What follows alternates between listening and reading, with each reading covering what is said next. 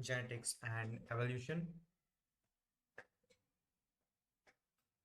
Today we are going to see topic of inheritance and variation, principles of inheritance and variation.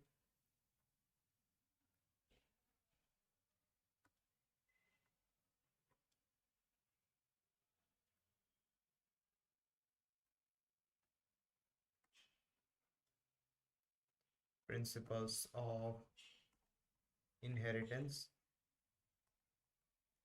and variation, and it's a speed run.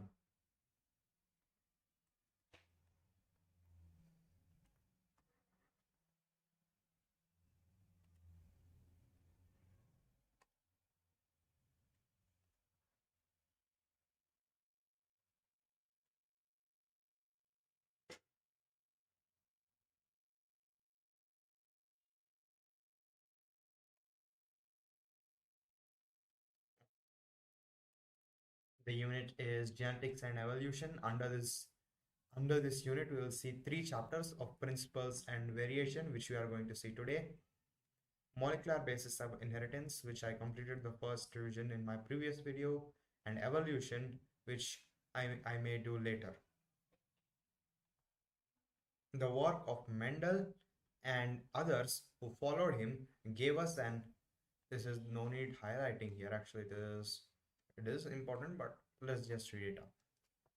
The work of Mendel is the Gregor John Mendel is the father of genetics, and him and others who followed him gave us an idea of inheritance patterns. They gave us an idea of inheritance patterns.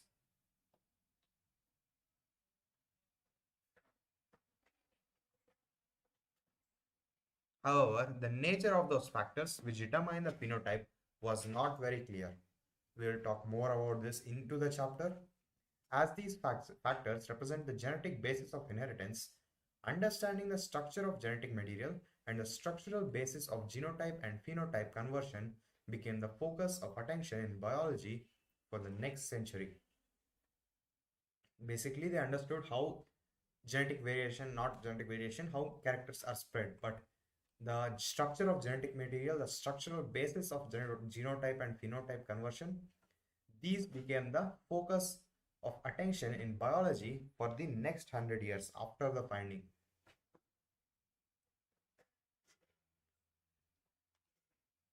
The entire body of molecular biology was a consequent development with major contributions with Watson, Crick, Nirenberg, Corona, Kornberg's father and son. Basically, Watson and Crick is the double helix model.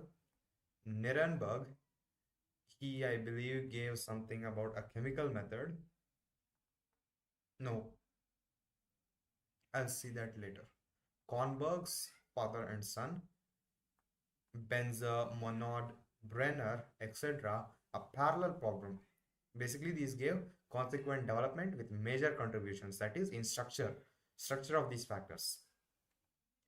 A parallel problem being tackled was a mechanism of evolution. Then another problem after the structure, it was a mechanism of evolution.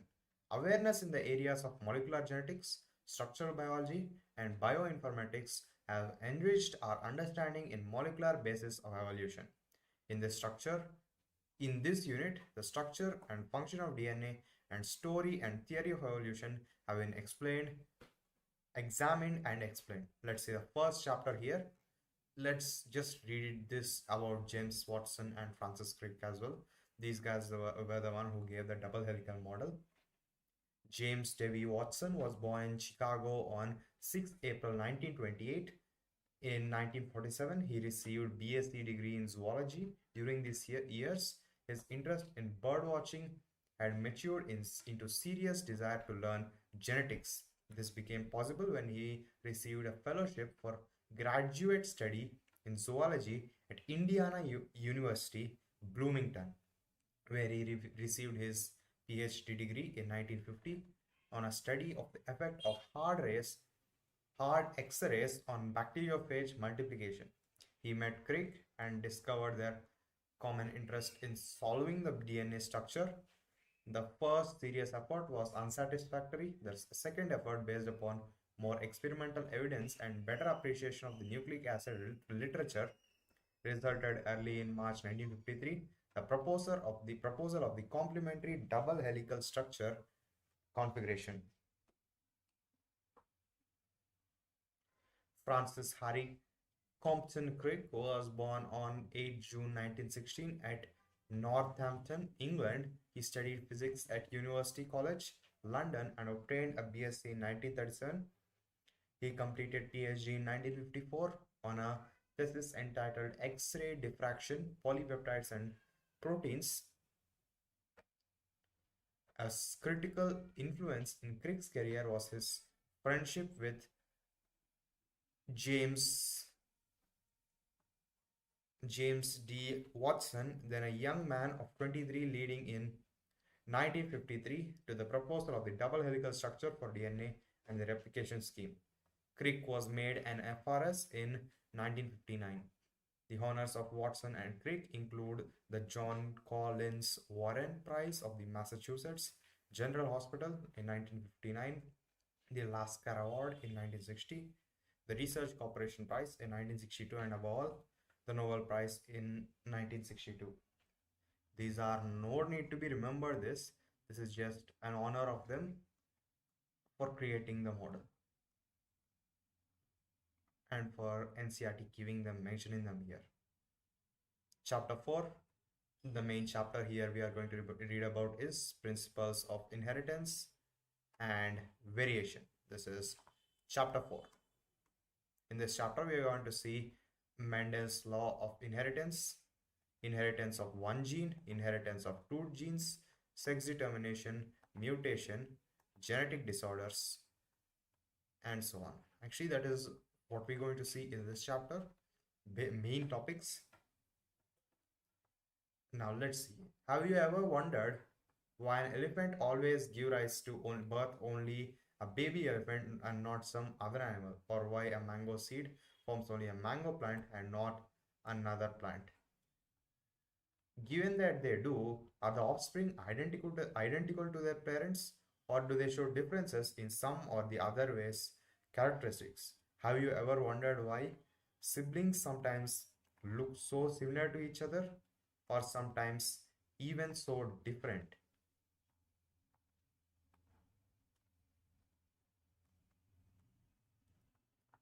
These and several related questions are dealt with scientifically in a branch of biology known as genetics.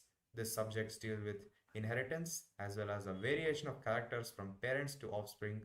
Inheritance is a process by which characters are passed on from the parent to the progeny.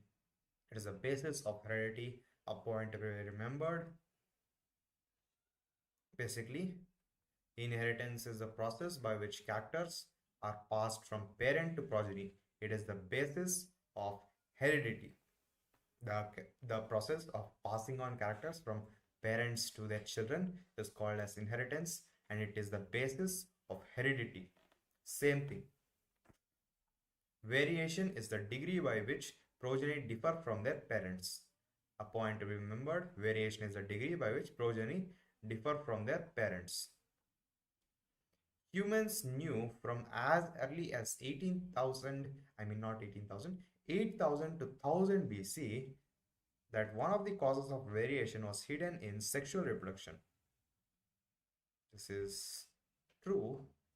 Humans knew from very old time that the causes of variation, why the child born is different from their parents, because there are two parents and there is inheritance of characters from the mother as well as the father. This information the humans knew from many thousands of years ago only they knew. They exploited variations that were naturally present in the wild population of plant and animals to selectively breed and select for organisms that possessed desirable characters. Basically, these people exploited the variations that were naturally present in the wild populations of plants and animals to selectively breed and select for organisms that possessed desirable characteristics. characteristics or characters.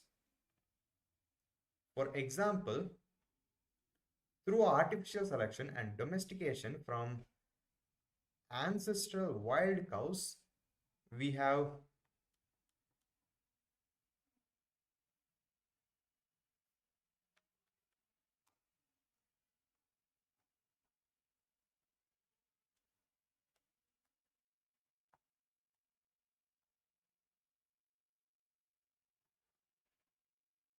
wild cows. We have well-known Indian breeds, example Sahiwal cows in Punjab.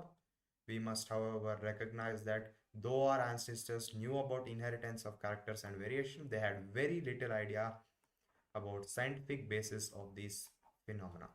Basically, old people, they knew about this, so they exploited this information by breeding selected animals that were already present, and when desirable characters are needed, those two desirable characters they breeded and obtained the breed.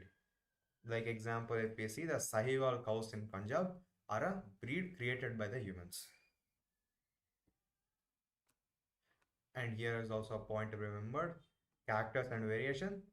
The people had little about idea about the scientific basis of these phenomena. Let's see the diagram they gave here. Diagrams they gave about if ninth standard, if we see, we saw this. This is basically the dominant and recessive traits about the Mendel's law, Mendel's garden pea experiment. This is a character.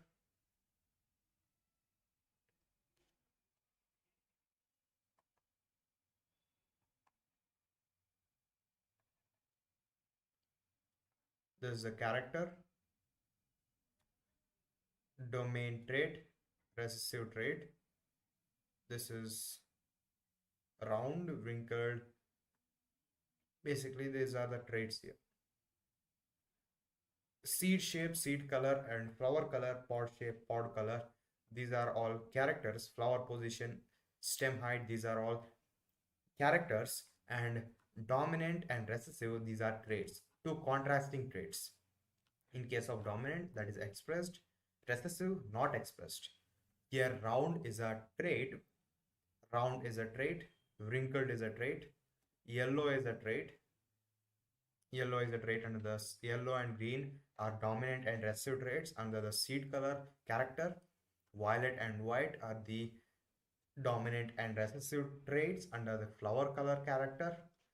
Full and constricted pod shapes are also two traits of the pod shape character. Green and yellow pod colors, axial and terminal flower positions, tall and dwarf plants. Here if we see, we have two characters for two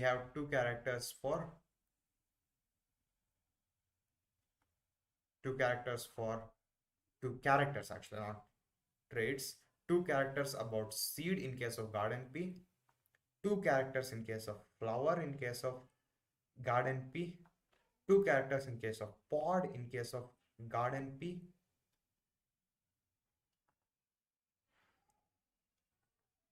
Total of 6 characters here. Then there is the final 7th character, which is the stem height, which is not paired. Tall and dwarf.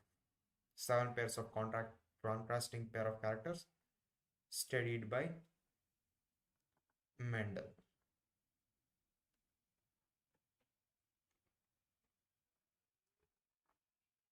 It was during the Mendel's laws of inheritance. During the mid-19th century, that headway was made in understanding of inheritance. Basically, it was during the mid-19th century, means 1800s, 1850s, that understanding of inheritance was made. Gregor Mendel conducted hybridization experiment on garden peas for 7 years, 1856 to 1863, and proposed the laws of inheritance in living organisms. During Mendel's investigations into inheritance patterns, it was for the first time that statistical analysis and mathematical logic were applied to problems in biology.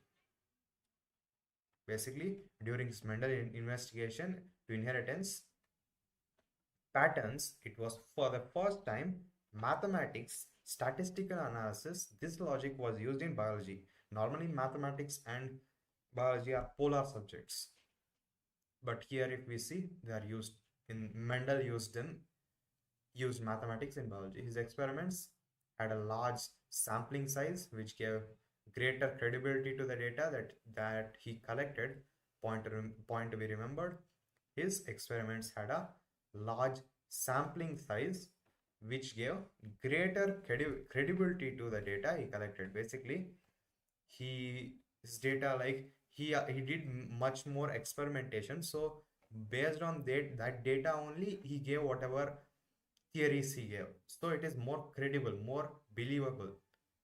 Also, the confirmation of his inferences from the experiments on successive generations of his test plants prove that his result pointed general rules of inheritance rather than being unsubstantiated ideas. Basically, whatever if he said, if we tried doing it, then it is kind of true. It will be true. That is what happens. And it is not completely actual definition either. It is kind of just seeing what it happened and understanding like what is the statistical way of this happening. But it's not completely unbelievable either. It is not unsubstantiated ideas. It is, there is proof here, and it is not completely fake. Mendel investigated characters in the garden pea plant and that were manifested as two opposing traits. Example, tall or dwarf plants, yellow or green seeds. This allowed him to set up basic framework for the rules governing inheritance, which was expanded on by later scientists to account for all diverse natural observations and the complexity inherent in them. Mendel conducted such artificial pollination, cross-pollination experiments using several true breeding pea lines. Basically, Mendel conducted artificial cross-pollination experiment using several true breeding pea lines. What is a true breeding pea line means? A true breeding pea line is that one having undergone continuous self-pollination. It is completely undergone continuous self-pollination.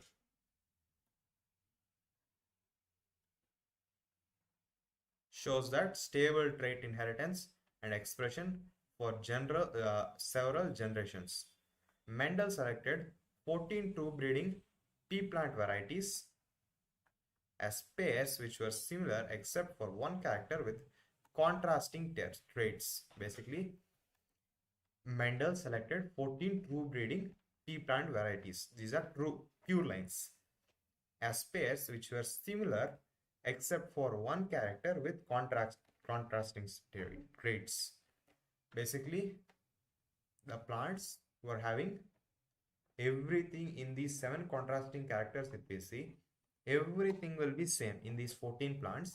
Everything will be same, but if we take as pairs, there will be 7 pairs of plant. In these 7 pairs of plant, what will not be same is this first character. First character for the first pair of plants, seed shape will be different. One will have a round seed shape, other will have a wrinkled seed shape. In the second pair of plants, in the first pair, only seed shape will be different. In the second pair, only seed color will be different. In the third pair, only flower color will be different. In the fourth pair, only pod shape will be different. In the fifth pair, only pod color, sixth flower position, and seventh only stem height.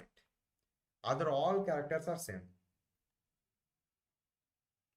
In seventh pair, except stem height, flower position, seed color, seed shape, everything will be same. One will be tall and one will be dwarf plant. That's all.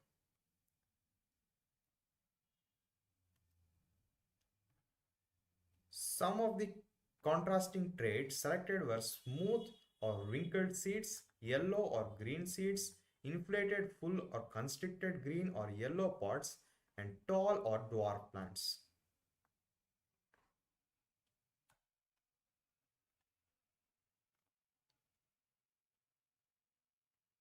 Let's see the diagram. This is steps in making a cross in a P.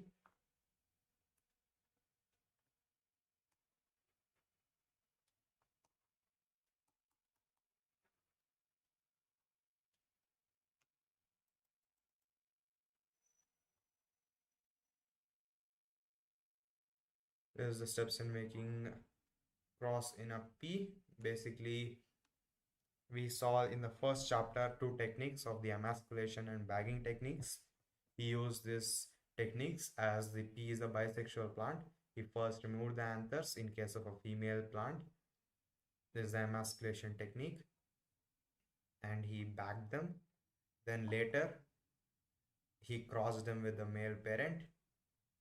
He got the piece and he got 7 different or so plants or many different plants. These are the characters contrasting traits studied by Mendel in a P. Characters and contrasting traits. Stem height is a character, tall dwarf is a contrasting trait, flower color is a character, violet and yellow are contrasting traits, flower position, axial terminal, let's see that later. It's basically very same thing. Inheritance of one gene. Let us take the examples of one such hybridization experiment carried out by Mendel where he crossed all the tall and dwarf pea plants to study the inheritance of one gene. He collected the seeds produced as a result of this cross and grew them to generate plants of the first hybrid generation. This generation is also called the filial 1 progeny or the F1 generation. Basically, collected the seeds produced from crossing a pure tall and a pure dwarf line. Basically, one tall and one dwarf plant he crossed, and he got the filial progeny, filial 1 progeny, that is F1 generation. Mendel observed that all the F1 progeny were tall, like one of its parents. None were the dwarf. None were dwarf. Basically, when he did the cross, he observed that the plants, the hybrid F1 generation, where all the 4 plants or all the plants obtained were all tall plants. Even one was not short or dwarf. Made similar observations in other pairs of traits. He found that F1 always resembled that either one of the parents and that the trait of the other parent was not seen in them. Basically, he observed that this is the monohybrid cross. Basically, when we take one character, only one contrasting character, and we cross them, the crossing result is called the F1 generation, filial 1 progeny, and this progeny only had one character, it was only showing one kind of character. If tall and dwarf, it is only showing tall. If yellow and a green seed color, it was only showing yellow seed color, like that. Mendel then self-pollinated the tall F1 plants to get, to his surprise, found that in the filial 2 generation, some of the offspring were dwarf.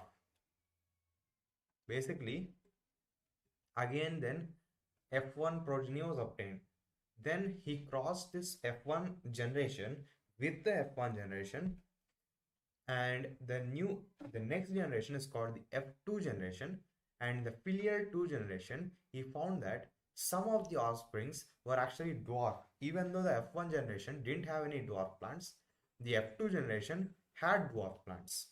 This character that was not seen in the F1 generation was now expressed.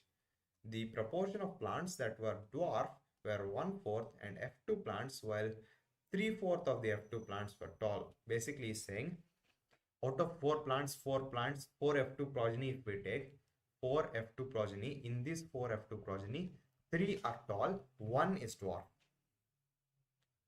The tall and dwarf traits were identical to their parental type and did not show any blending. There was no middle height plant. If there's a 1 feet and a 3 feet plant, the progeny also were 1 feet and 3 feet plants. not 2 feet or 2.5 or anything like that. That is, all offspring were either tall or dwarf, none were intermediate height or in between the height. Similar results were obtained with other traits that he studied. Only one of the parental traits was expressed in the F1 generation, while at F2 stage, both the traits are expressed in a proportion of 3:1.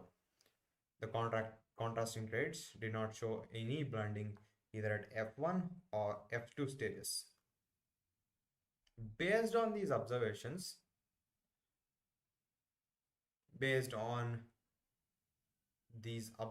Mendel proposed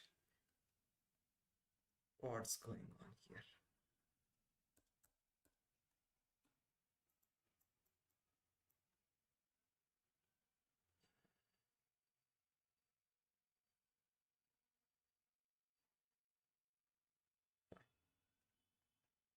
Based on this observation, Mendel proposed that something was being stably passed down, unchanged from parent to offspring, through the gametes over successive generations. He called these things as factors. Now we call them as genes. Genes, therefore, are the unit of inheritance. They contain the information that is required to express a particular trait in an organism. Genes, which code for a pair of contrasting traits, are known as alleles. Basically, here there are important definitions here. Basically, the things that pass down unchanged, stably pass down from parent to offspring through gametes are called as factors, and these factors we now call them as genes. Then we can say genes are the units of inheritance and they contain information that is required to express a particular trait in an organism. Genes which code for a pair of contrasting traits are known as alleles. That is, they are slightly different forms of the same gene. Alleles are a slightly different form of the same gene. If we use alphabetical symbols for each gene, then capital letter is used for trait expressed at the F1 stage and small alphabet for the other. For example, in case of the character of height, T is used for tall trait and small t is used for dwarf. And capital T and small t are alleles of each other. They are gene of the same character, but they are alleles. Hence, in plants, the pair of alleles for height would be capital T, capital T, capital T, or small t. Mendel also proposed that in a true breeding, tall or dwarf P variety, the allelic pair of genes for height are identical or homozygous. Basically, when the genes, there are two pairs of genes, and in case of they can be identical in case of homozygous, or capital T and small t, and they can be heterozygous, which is capital T and small t respectively. Capital T and small t are called the genotype of the plant, while the descriptive terms tall and dwarf are the phenotype. What then would be the phenotype of a plant that had a genotype capital T and small t? We know that tall is the dominant trait, so the phenotype of such a plant would be tall. As Mendel found the phenotype F1 generation heterozygous, capital T, small t, to be exactly like that of the capital T plants in appearance, that is a tall phenotype. He proposed that in a pair of dissimilar factors, one dominates the other, as in the F1, and hence is called the dominant factor, while the other factors are recessive. Which is expressed is called as a dominant, not expressed is or suppressed is called as recessive.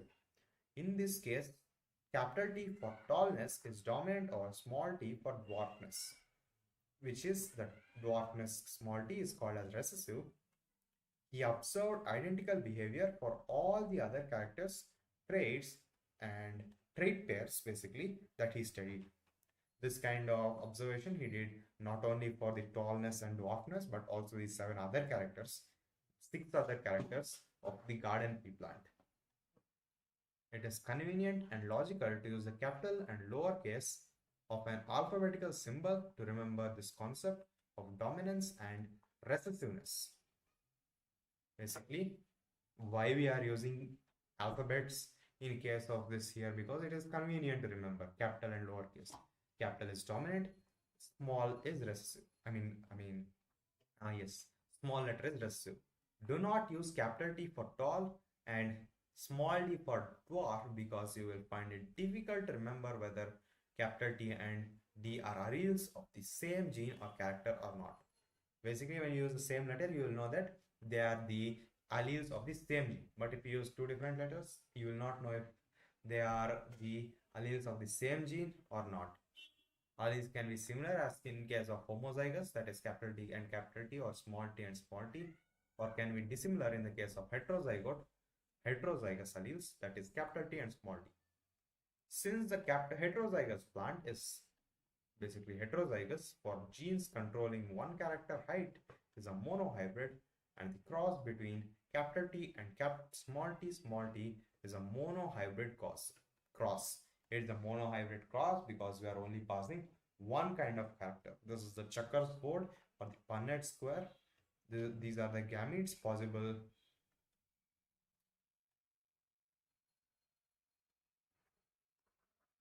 This seems to be a headache for me.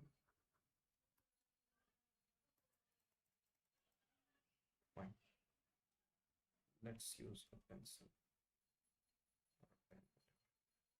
This is a pure line, a pure tall plant. So its gametes only possible is capital T in a pure dwarf line. Gametes possible are small t. When we cross them with capital T and small t, we will get capital T small t, capital T small t, capital T small t, capital T small t. Basically, we will get like this. This is the, again, this F2 generation, this is the F1 generation. We cross them. This is also monohybrid cross, but monohybrid F2 generation. In this case, the gametes possible are small t as well, capital T as well as possible. This is also possible. This is also possible. When they mix, we will get a pure line, two hybrids, and one dwarf plant. And here, if we see the genotypic and phenotypic ratio is 3 tall and 1 dwarf. Genotypic ratio is 1 tall, 2 hybrid, and 1 homozygous tall, 2 heterozygous tall, and 1 homozygous. There is the recessive. If it is a recessive trait, it can only be expressed in a homozygous condition. So it is a homozygous dwarf, or the dwarf, we can say, only dwarf as well. From the observation that recessive parental traits is expressed without any blending in the F2 generation, we can infer that when the tall and dwarf plants produce gametes by the process of meiosis, the alleles of the parental pairs segregate from each other, and only one allele is transmitted to a gamete. When we see that both the characters are there and there is no blending, that means we can assume there is no blending between the gametes, and they should be segregated equally or without mixing, we can say. That is the law of segregation. We are going to see that. The segregation of alleles is a random process, and so there is a 50% chance of gamete containing either allele, as both has been verified by the results of the crossing. In this way, the gametes of the tall plants have the allele capital T, and the gametes of the dwarf plants small t have the allele small t. During the fertilization, 2 alleles capital T from one parent through pollen, and it can be through both pollen or even the ovule or embryo sac, and or the egg cell. And small t from the other parent than through the egg are united to produce zygotes that have one capital T allele and one small t allele. In other words, the hybrids have capital T and small t. Since these hybrids contain alleles which express contrasting traits, the plants are heterozygous. Okay, homo means same, hetero means different. The production of gametes by the parents, the formation of zygotes, the F1 and F2 plants can be understood from a single diagram called as the Punnett square or the checkers board. Basically, this diagram here, this is a checkers or the checkers board or the Punnett square.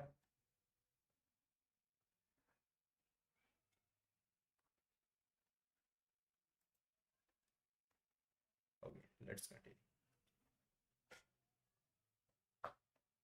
As shown in figure 4.4, a Punnett square used to understand a typical monohybrid cross conducted by Mendel between true breeding tall plants and true breeding dwarf plants.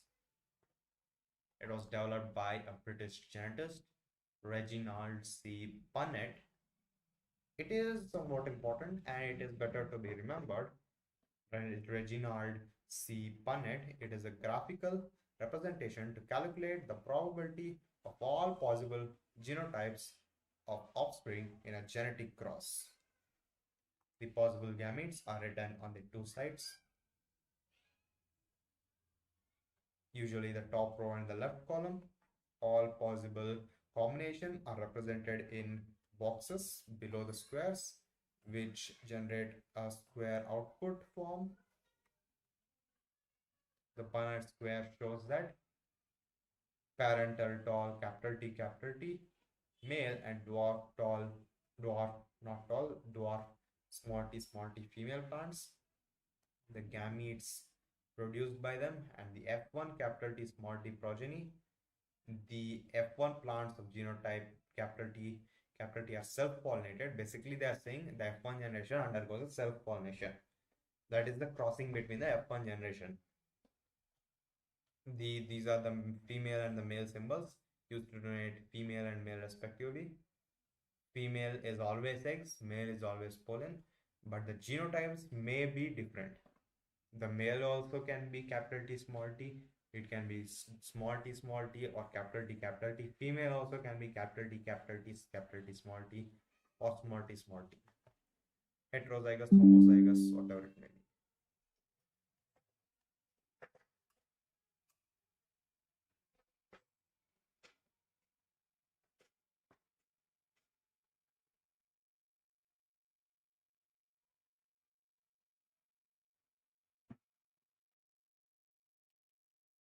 F1 generation respectively. The F1 plant of the genotype capital T small t when self-pollinated produces gametes of the genotype capital T and small t in equal proportion. When fertilization takes place, the pollen grains of the genotype capital T have 50% chance to pollinate the eggs of the genotype capital T as well as the genotype small t. Also, pollen grains of genotype small t have a 50% chance of pollinating eggs of genotype capital T as well as genotype small t.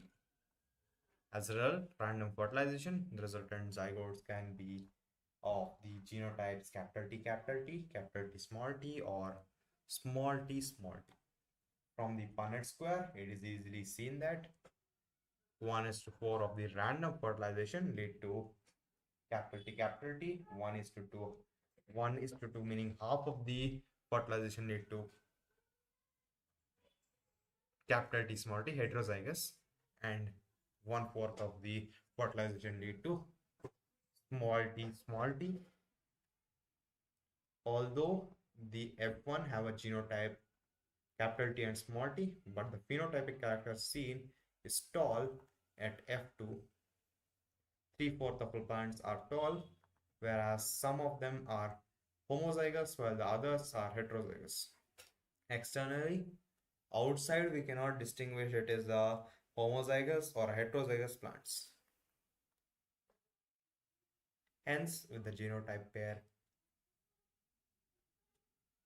It can only be like with seeing them doesn't mean we can't determine like at all.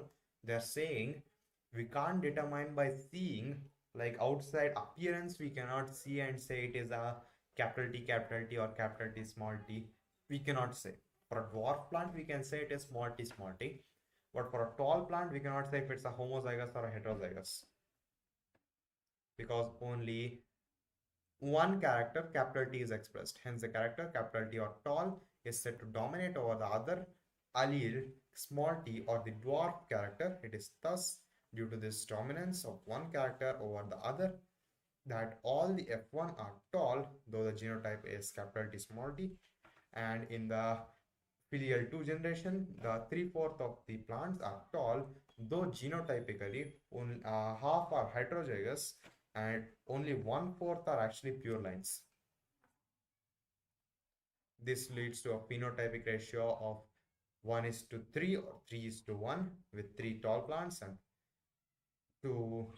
one short plant or dwarf plant, and a genotypic ratio of 1:2:1.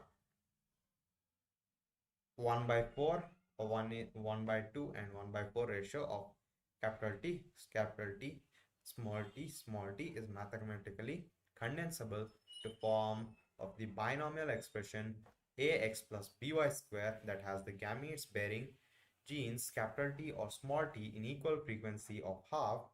The expression is expanded like this, where we get 1/4 capital T, 1/2 capital T small t, and 1/4 small t.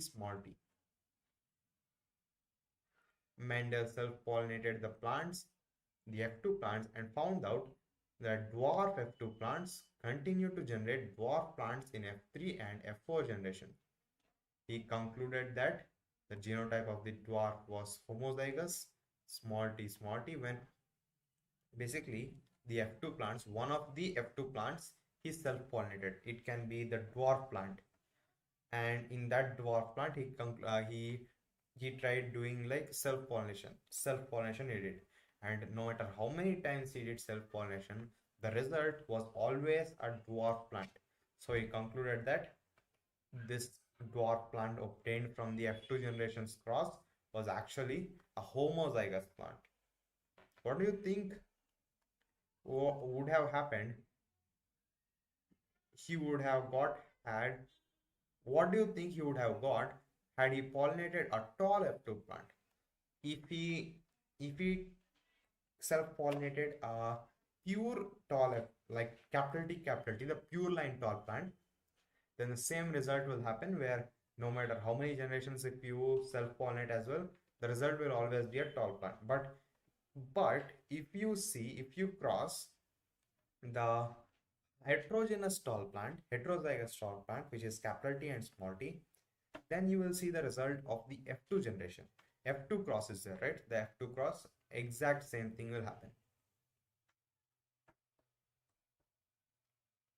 From the before paragraphs, it is clear that though the genotypic ratios can be calculated using mathematical probability by simply looking at the phenotype of a dominant trait, it's not possible to know the genotypic composition.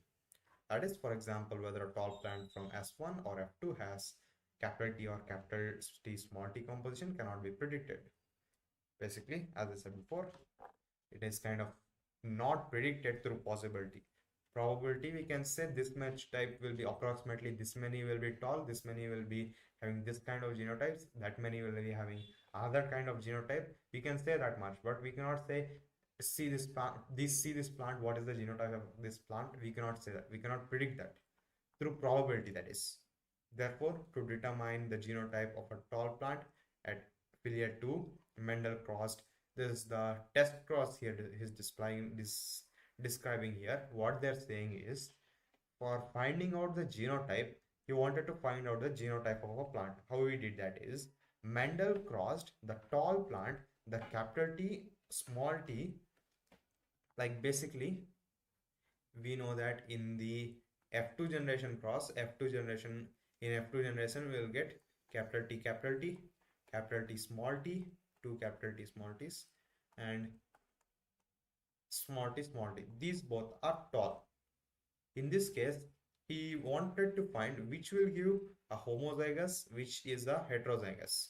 So basically, to find out that, he crossed this capital T times small t and capital T small t crossing with a small t.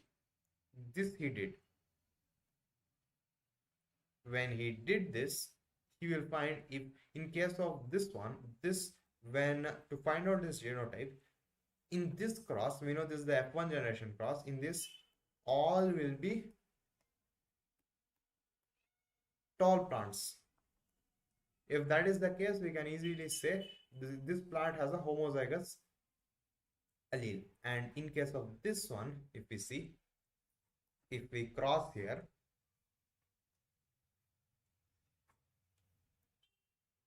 the, yes, TT, TT, it is 1:1 ratio of capital T, I mean genotypic ratio and phenotypic ratio, both are 1. These both plants will be tall and these both plants will be dwarf.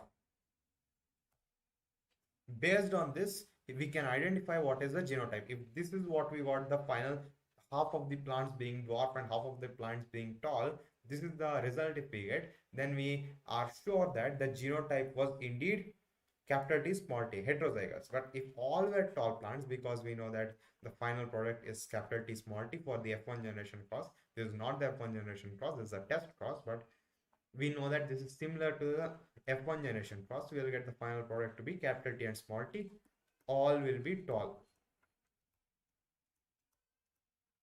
Now let me erase this.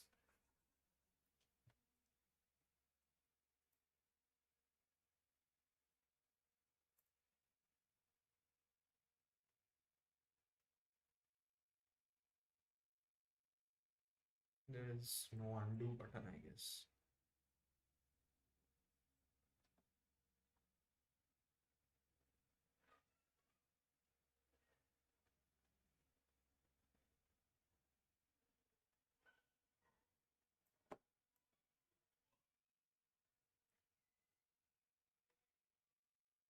Maybe this is kind of a break as well.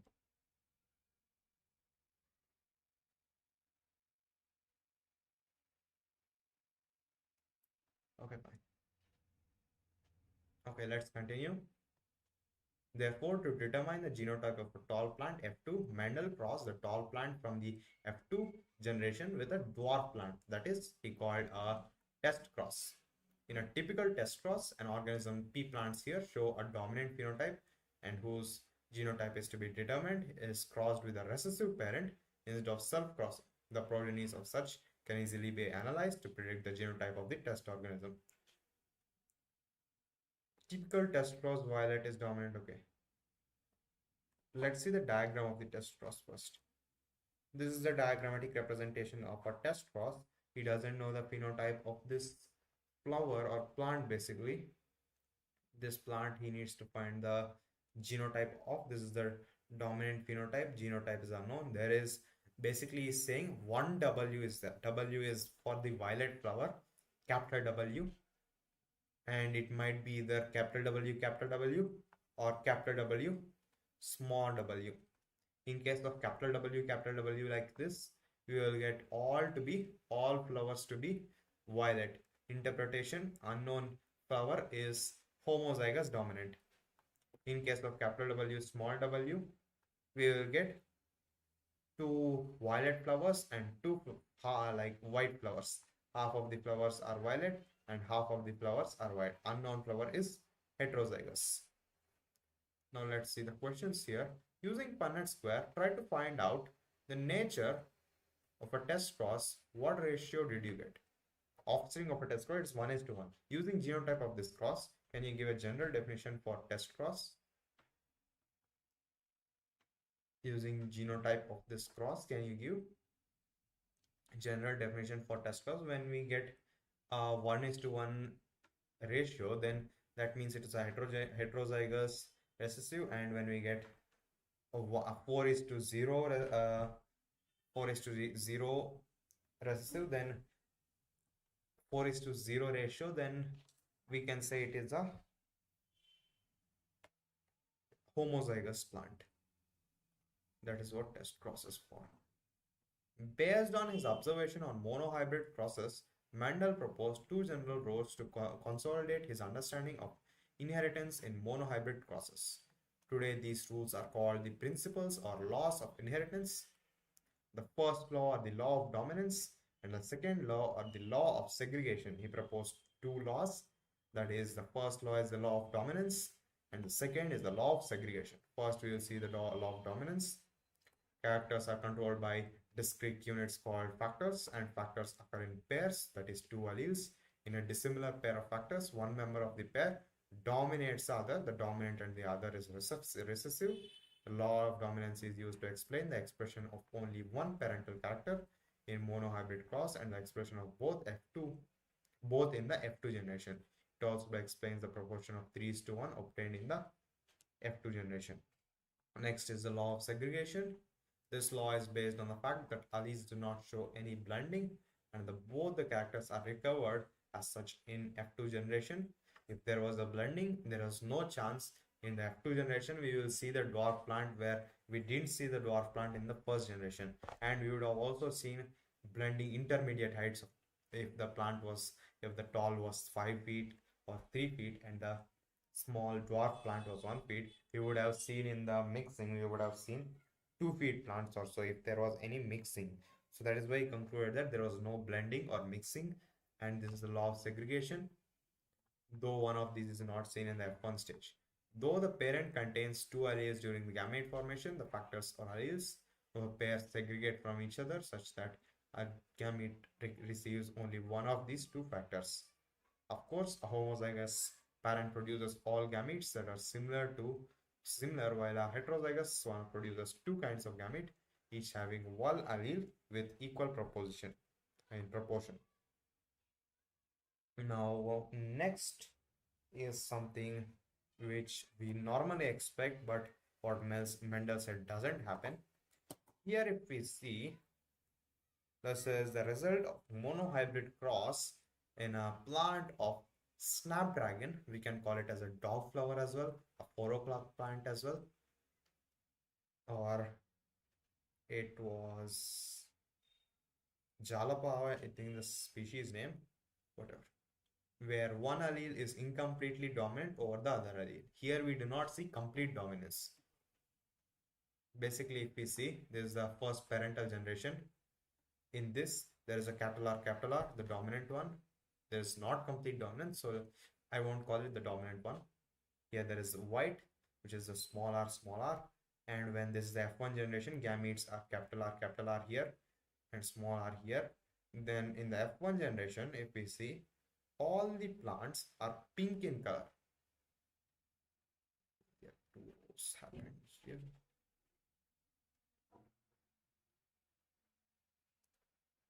All the plants in the F1 generation, which should be normally, according to Mendel, red in color, but here if we see, all are pink in color. This is completely different from what Mendel said. He said that it will be either representing one of the parent characters, not a blending of them. And next is the F2 generation, where we see that there is small r and capital R, small r and capital R, where there's an intermediate chance of mixing. We will see three kinds of plants here, three kinds of genotypes and three kinds of phenotypes, which is the red flower, pink flowers, and white flower. One red flower, one pink flower, two pink flowers and one white flowers. The phenotypic ratio is 1:2:1. Genotypic ratio is as well 1:2:1. This is what we call as the incomplete dominance or partial dominance. When experiments on peas were repeated using other traits in other plants, it was found that Sometimes the F1 had a phenotype that does not resemble either the two of parents and was in between the two. The of inheritance of flower color in the dog flower, which is the snapdragon or the Antirrhinum species, SP, is a good example to understand incomplete dominance. In a cross between true breeding red flowers RR and true breeding white flowers r, the F1 capital R small r was pink in color. When the F1 was self-pollinated, the F2 resulted in the following ratio of 1 red to pink and 1 white flower. Here the genotype ratios were exactly as we should expect in any Mendelian monohybrid process. That is the genotypic ratios. The genotypic ratios are exactly in proportion, but the phenotypic ratios, which were 3:1 dominant and recessive ratio, which were changed to 1:2:1. What happened was that capital R was not completely dominant over the small r, and this made it possible to distinguish capital R and small r as pink from capital R and small r, smaller r, which is red and white respectively. Explanation of the concept of dominance. How does this dominant work? How can you say this capital R dominates the small r or capital R doesn't dominate the small r? How can you say that? What exactly is dominance? What is dominance? Why are some alleles dominant and some recessive? Dominance is the suppression of other traits and expression of only one kind of trait. Okay, that is dominance. Fine, but how does this work? How can you say one kind of trait is dominant and other kind of trait is recessive? To understand this or to tackle these questions, we must understand what a gene does. Every gene, as you know by now, contains the information to express a particular trait. Basically, every gene possesses a particular information to express a trait, which are traits basically. In a diploid organism, basically a gene contains information about character, and this can be about a specific trait also. In a diploid organism, double ploidy, paired chromosomes, there are 2 copies of each gene, that is a pair of alleles. Okay. Now these 2 alleles need not always be identical. As in heterozygote, one of them may be different due to some changes that it had undergone, about which we'll read in further on and in the next chapter, which modifies the information. That particular allele contains, let's take an example of a gene that contains the information for producing an enzyme. Now there are 2 copies of this gene, the 2 allelic forms.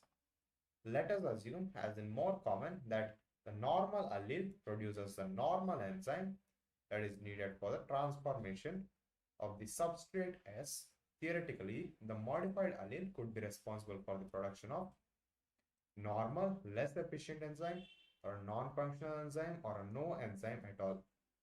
Basically, in a diploid organism, there are 2 genes. Let's take A and A. Let's assume this. There are normally 2 genes. What a gene does is produce an enzyme. Both of these individually produce an enzyme.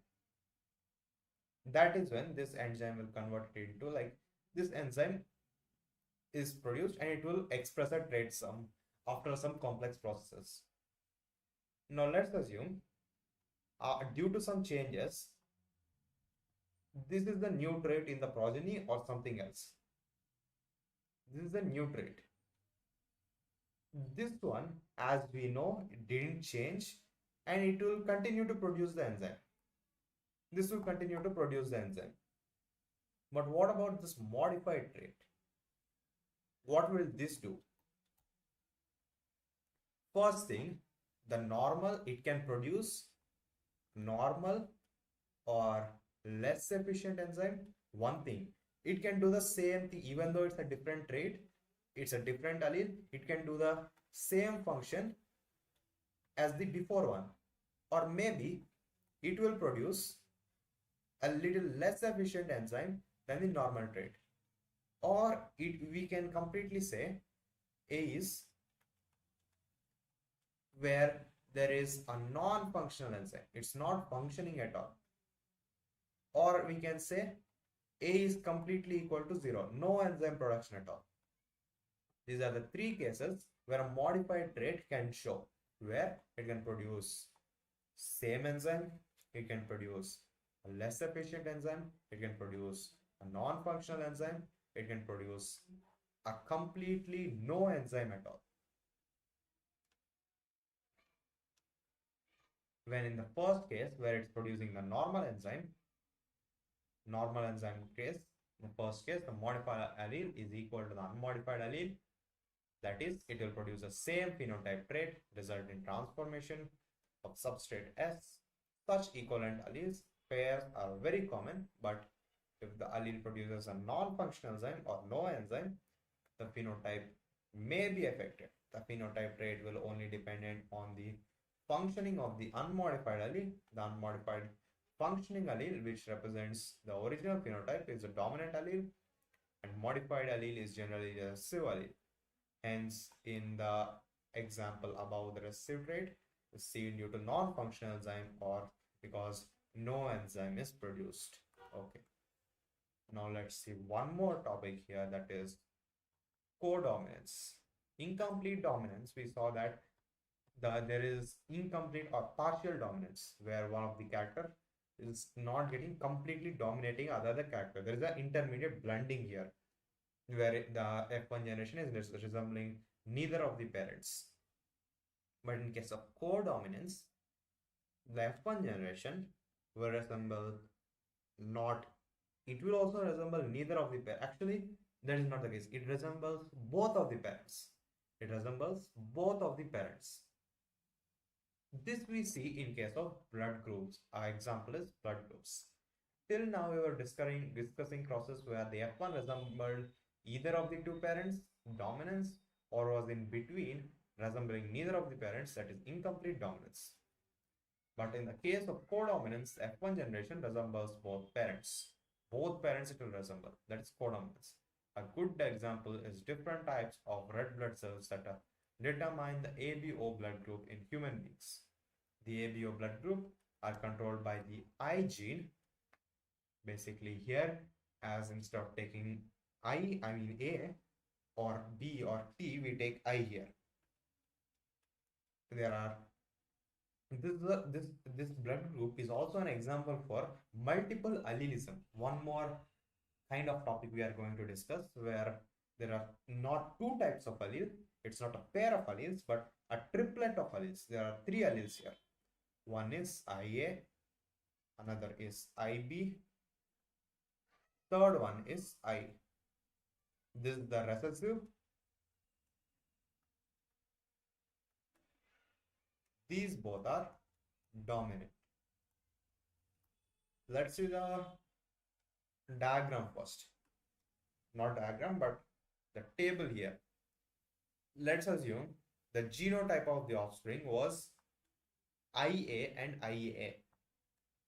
Then the blood type of the offspring will be A blood group. And let's assume the genotype of the offspring is IAIB. In this case, it will be AB blood group.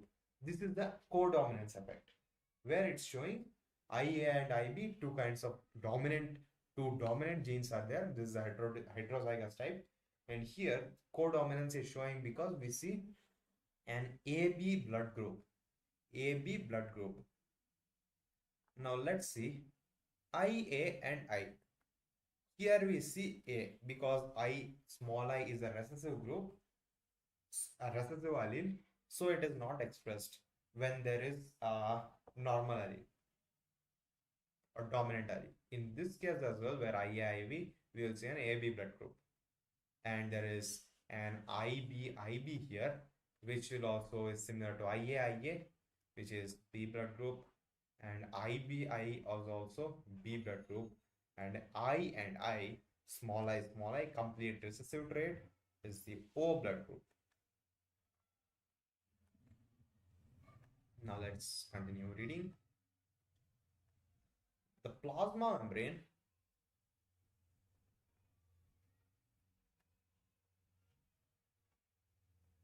The plasma membrane of the red blood cells has sugar polymers that protrude from its surface, and the kind of sugar is controlled by the gene. Basically, let's assume this is a red blood cell. It should be red in color, but it is not in blue in color. It's in blue in color, so let's change it. Red blood cells. Basically, this is a red blood cell. This is a red blood cell, and in this red blood cell, if we take a polymer here, let's take it to be this color, favorite blue color, there will be a sugar polymer like this protruding outside from its surface. This kind of sugar polymer can be A type, or in case of another blood cell, it can, in another type of blood cell, it can be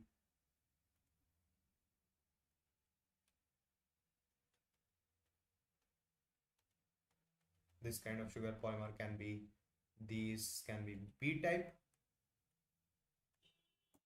or in the case of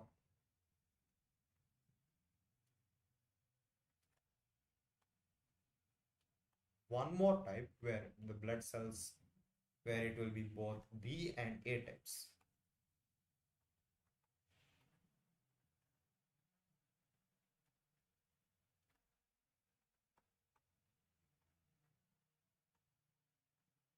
Where if we see in this case, if we see here, this is B, this is A. And in case of the other type of blood group, there is no sugar polymer only. And on all these cases here, this is the O type of blood group here, where no sugar polymer, no sugar polymer. Here in case of AB type of blood group, where both sugar polymers are present. In case of B type of blood group, only B sugar polymer is present. In case of A type of blood group, only A sugar polymer is present. Okay, this is the thing. The gene I has three alleles, IA, IB, and small I. The alleles IA and IB produce a slightly different form of sugar, while alleles I does not produce any sugar.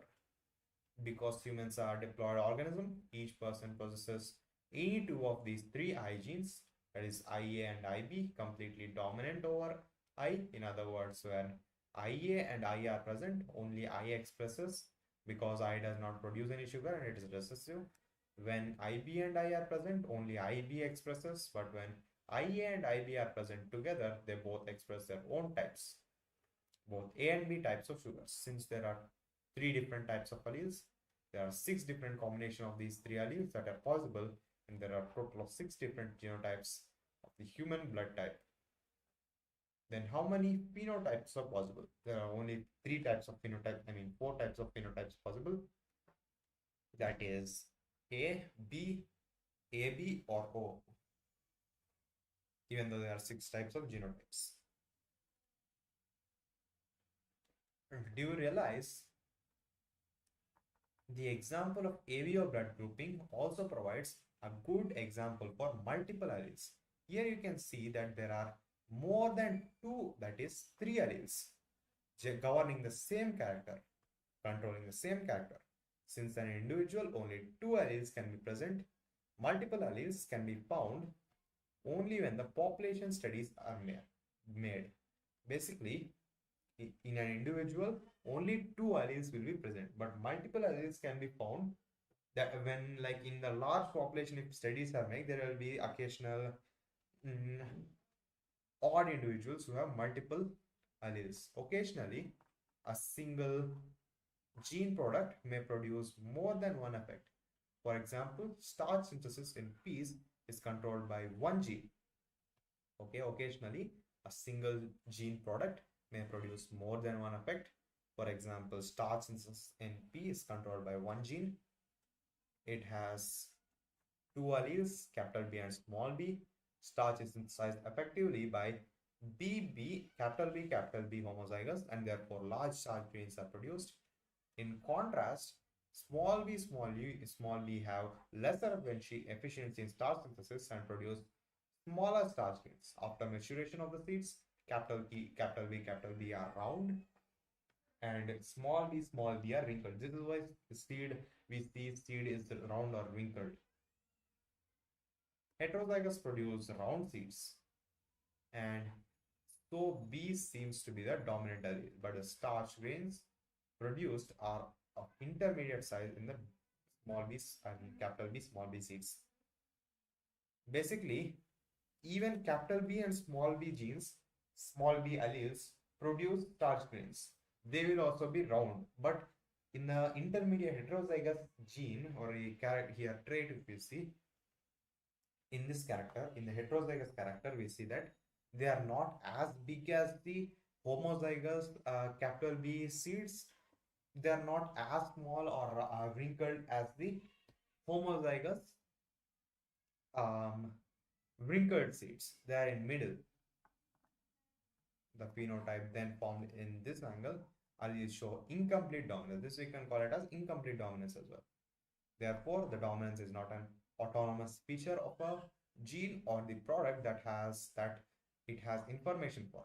It depends as much on the gene product and the production of a particular phenotype from the product as it does on the particular phenotype that we choose to examine, in case more than one phenotype is influenced by the same gene.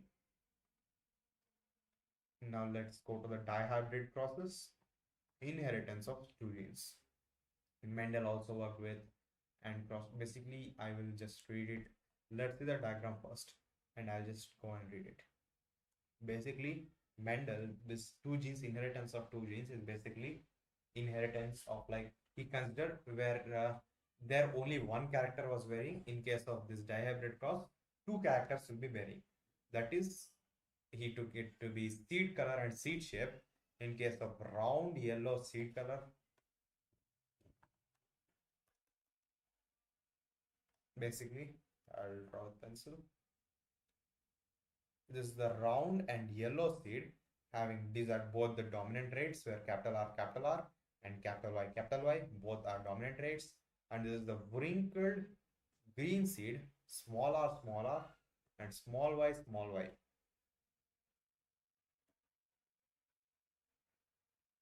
Basically, we know that there is only one type of gamete possible for pure lines. These are pure lines. Here it is capital R and capital Y, small r and small y. In this case, if we see, the cross resulting is actually the F1 generation, and F1 generation, like the monohybrid cross, it is round and yellow, resembling only the dominant parent type with having heterozygous generation, heterozygous gamete, I mean genotype, basically.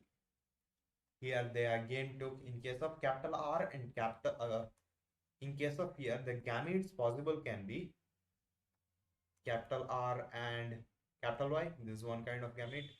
Capital R and small y, another kind of gamete. Small r and capital Y, another kind of gamete. Small r and small y, another kind of gamete. That is what they took here. Now, after they taking its gametes like this, they started crossing.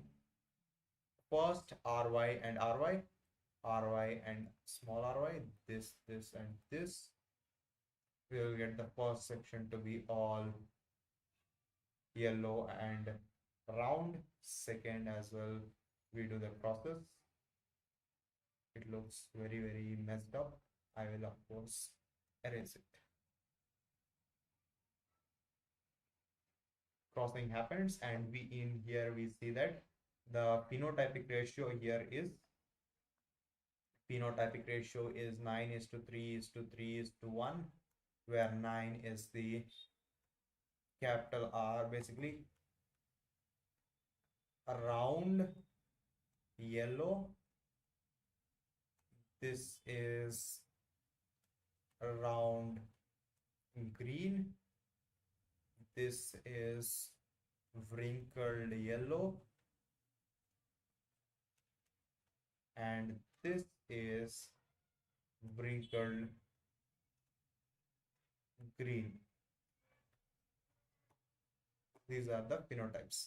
This is the phenotypic ratio, and genotypic ratio, if we take, it is 1 is to 2 is to 1 is to 2 is to 4 is to 2 is to 1 is to 2 is to 1.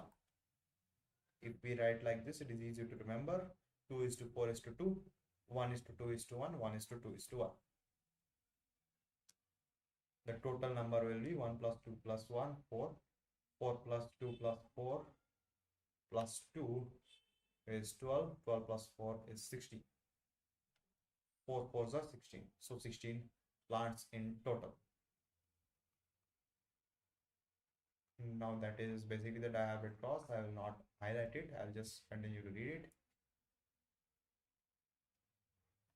Mendel also worked with and crossed pea plants that differed into two characters, as seen in the cross between a pea plant that has seeds with yellow color and round shape and one that had seeds of green color and wrinkled shape.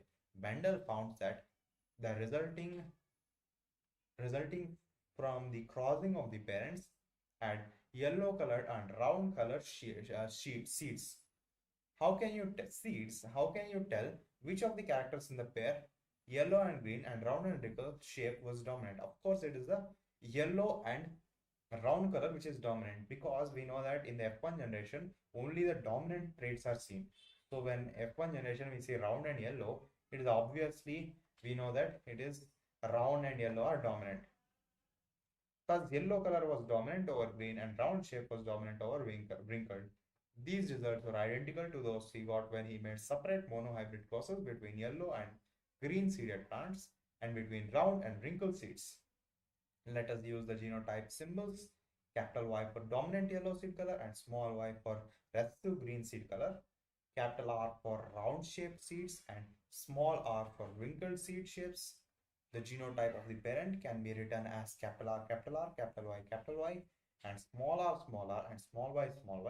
The cross between the two parents can be written down as in figure 4.7, which we saw before. There's a Punnett square, or the checkers board, we can say, showing the genotypes of the parent plants.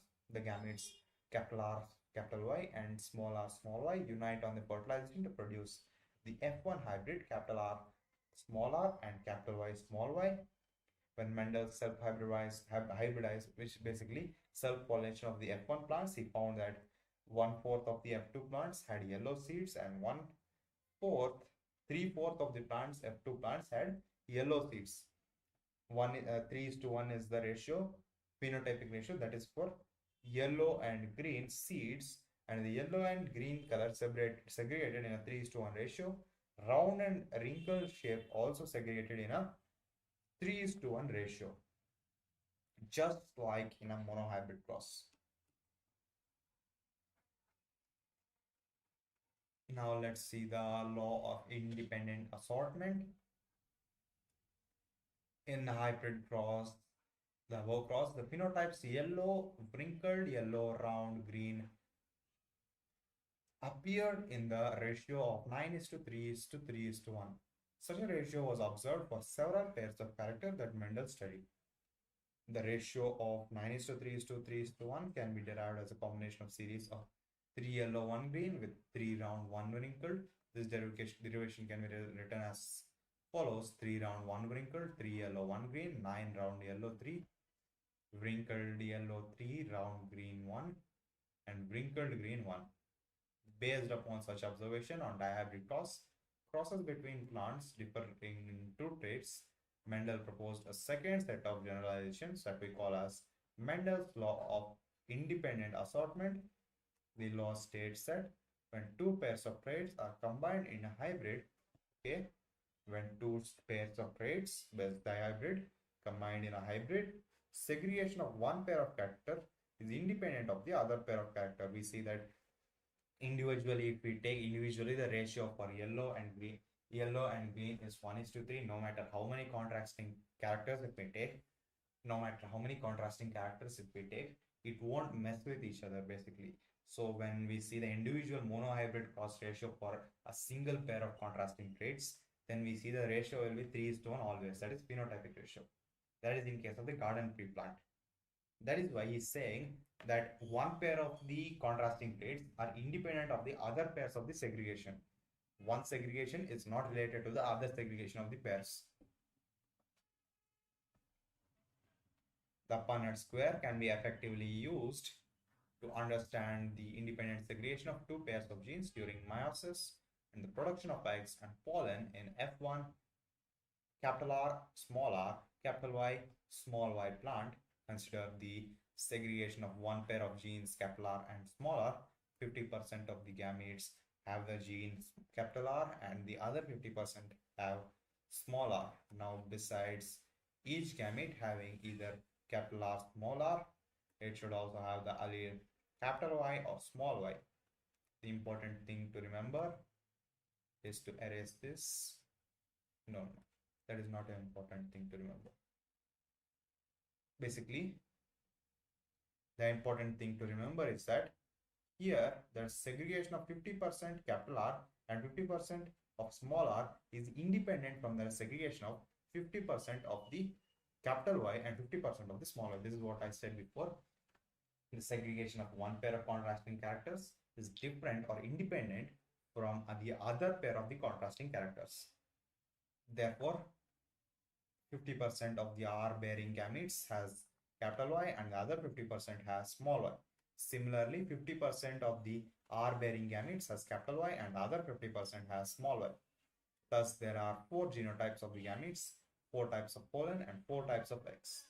The 4 types are capital, basically these are the gametes, each with a frequency of 25%, or basically since there are 4, it is 1/4. 1/4 is basically 25% chance of these gametes being produced. When you write down the 4 types of eggs and the pollen on the 2 sides of the Punnett square, it is very easy to derive the composition of zygotes, and that give rise to their 2 plants. Although there are 16 squares, how many different types of genotypes and phenotypes are formed? Note them down in the format given. This is the ratio, basically 1:2:1, 4:2:2, 1:2:1. That is the genotypic ratio. 9:3:3:1 is the phenotypic ratio. Next, we see is the next main topic is the chromosomal theory of inheritance. That is the next main topic. Chromosomal theory of inheritance. Okay, let's see that. Mendel published his work on inheritance of characters in Mendel published his work on the inheritance of characters in 1865. For several reasons, it remained unrecognized till 1900. Basically, he published it in 1865 itself, but the people recognized his work only during 1900s. First reason was communication was not easy as it is now. In those days, and his work could not be widely published or publicized. Secondly, his concept of genes or factors in Mendel's words as stable and discrete units that controlled the expression of traits of the pairs of alleles which did not blend with each other was not accepted by his contemporaries as an explanation for the apparently continuous variations seen in nature. Thirdly, Mendel's approach for using mathematics to explain biological phenomena was totally new and unacceptable for many biologists of his time. Finally, though Mendel's work suggested that factors were discrete units, he could not provide any physical proof for the existence of factors or say that what they were made of. In 1900s, three scientists of De Vries, Correns, and von Schermark independently rediscovered points to be remembered. 1900s, De Vries, Correns, and von Schermark independently rediscovered scientist names to be remembered. Independently rediscovered Mendel's result on the inheritance of characters. Also, by this time, due to advancements in microscopy that were taking place, scientists were able to clarify, carefully observe cell division. This was to discovery of the nucleus, discovery of structures in the nucleus that appear to be double and divide just before each cell divisions. These were called as chromosomes, colored bodies, as they were visualized by staining. By 1902, the chromosome movement during meiosis had been worked out. Walter Sutton and Theodore Boveri noted that the behavior of chromosome was parallel to the behavior of genes and used chromosome movement to explain Mendel's laws. Basically, they introduced five scientists here. That is, in 1900, basically in 1900, three scientists, that is De Vries, Correns, and von Schermark, they independently rediscovered Mendel's work. Whatever Mendel did, they again rediscovered it independently. And in again, due to microscopy, they found nucleus. They did not find nucleus. Nucleus was in the 1600s only. Wait, not 1600s. It was after that.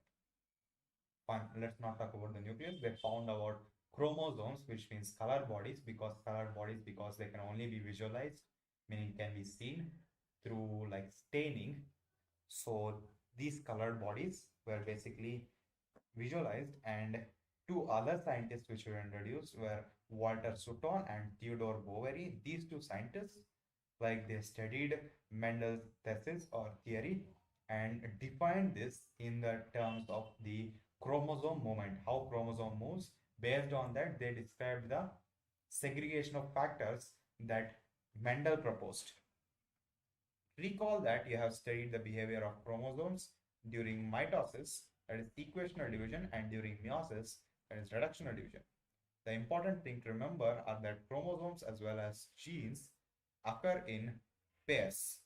Basically, the common differences is that, not common differences, similarities is that chromosomes and genes occur in pairs. The two alleles of a gene pair are located on homologous sites on homologous chromosome. We know that obviously now in our modern generation, we know that the genes are located in the chromosomes. So they are saying gene pair are located on the homologous sites of the homologous chromosome. There is the meiosis germ cell formation in a cell with 4 chromosomes. This is the segregation period. Meiosis basically. This is meiosis 1 anaphase, meiosis 2 anaphase. This is the germ cells, haploid germ cells. Now a comparison between the behavior of chromosomes and genes. Basically, this occur in pairs, segregated at the time of gamete formation, such that only one of each pair is transmitted to a gamete, segregated at the time of to a gamete. Okay, both same points. Independent pairs segregate independently of each other. One pair segregates independently of another pair. This is the, I think this is the chromosomes. This is chromosome. This is allele or gene. Because there are independent pairs segregate independently of each other. One pair segregates independently of another pair. I'm not too sure, but this is the left one is chromosomes, the right one is allele.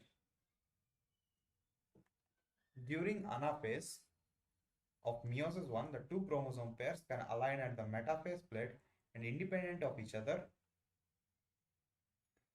and independently of each other, basically chromosome independently of each other. So I think it is the correct. The left and right columns, in the left column possibility 1. Basically they are showing the possibilities here. See here. In the meiosis 1 anaphase, there is of course a border formed. Let's use the pencil. This is the meiosis 1 anaphase. This is the asters or the microtubules, we can say, from the centriole microtubule fibers. Basically these are chromosomes getting separated like this, where here also they are paired, where here they are actually homologous chromosome. Basically in the first possibility, green and orange are in the one cell. Green, orange. Here yellow and red.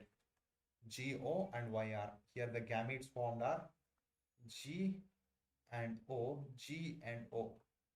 Here Y and R, Y and R. In this case, if we see, it is reverse here. The gametes formed here are R and orange, red and orange, and yellow and green. Gametes formed are R, red and orange, Y and green, yellow and green. This is the possibility that talking about. Green is segregating together, but in the right hand column, orange chromosomes is segregating with the red chromosomes. Sutton and Bovary argued that pairing and separation of a pair of chromosomes would lead to segregation of a pair of factors that they carried. Sutton united the knowledge of chromosomal segregation with Mendelian principles and called it the chromosomal theory of inheritance. These are the next topic we are going to study about is about the Cinderella of the genetics, Cinderella of genetics, which is basically Drosophila melanogaster, which is A is male, B is female. Female, if we see, is larger than the male. One of the key identification factors, which is male and which is female. Following this synthesis of ideas, experimental verification of the chromosomal theory of inheritance by Thomas Hunt Morgan and his colleagues led to discovering the basis of variation the sexual reproduction produced. Morgan worked with tiny fruit flies, Drosophila melanogaster, which were found very suitable for such studies.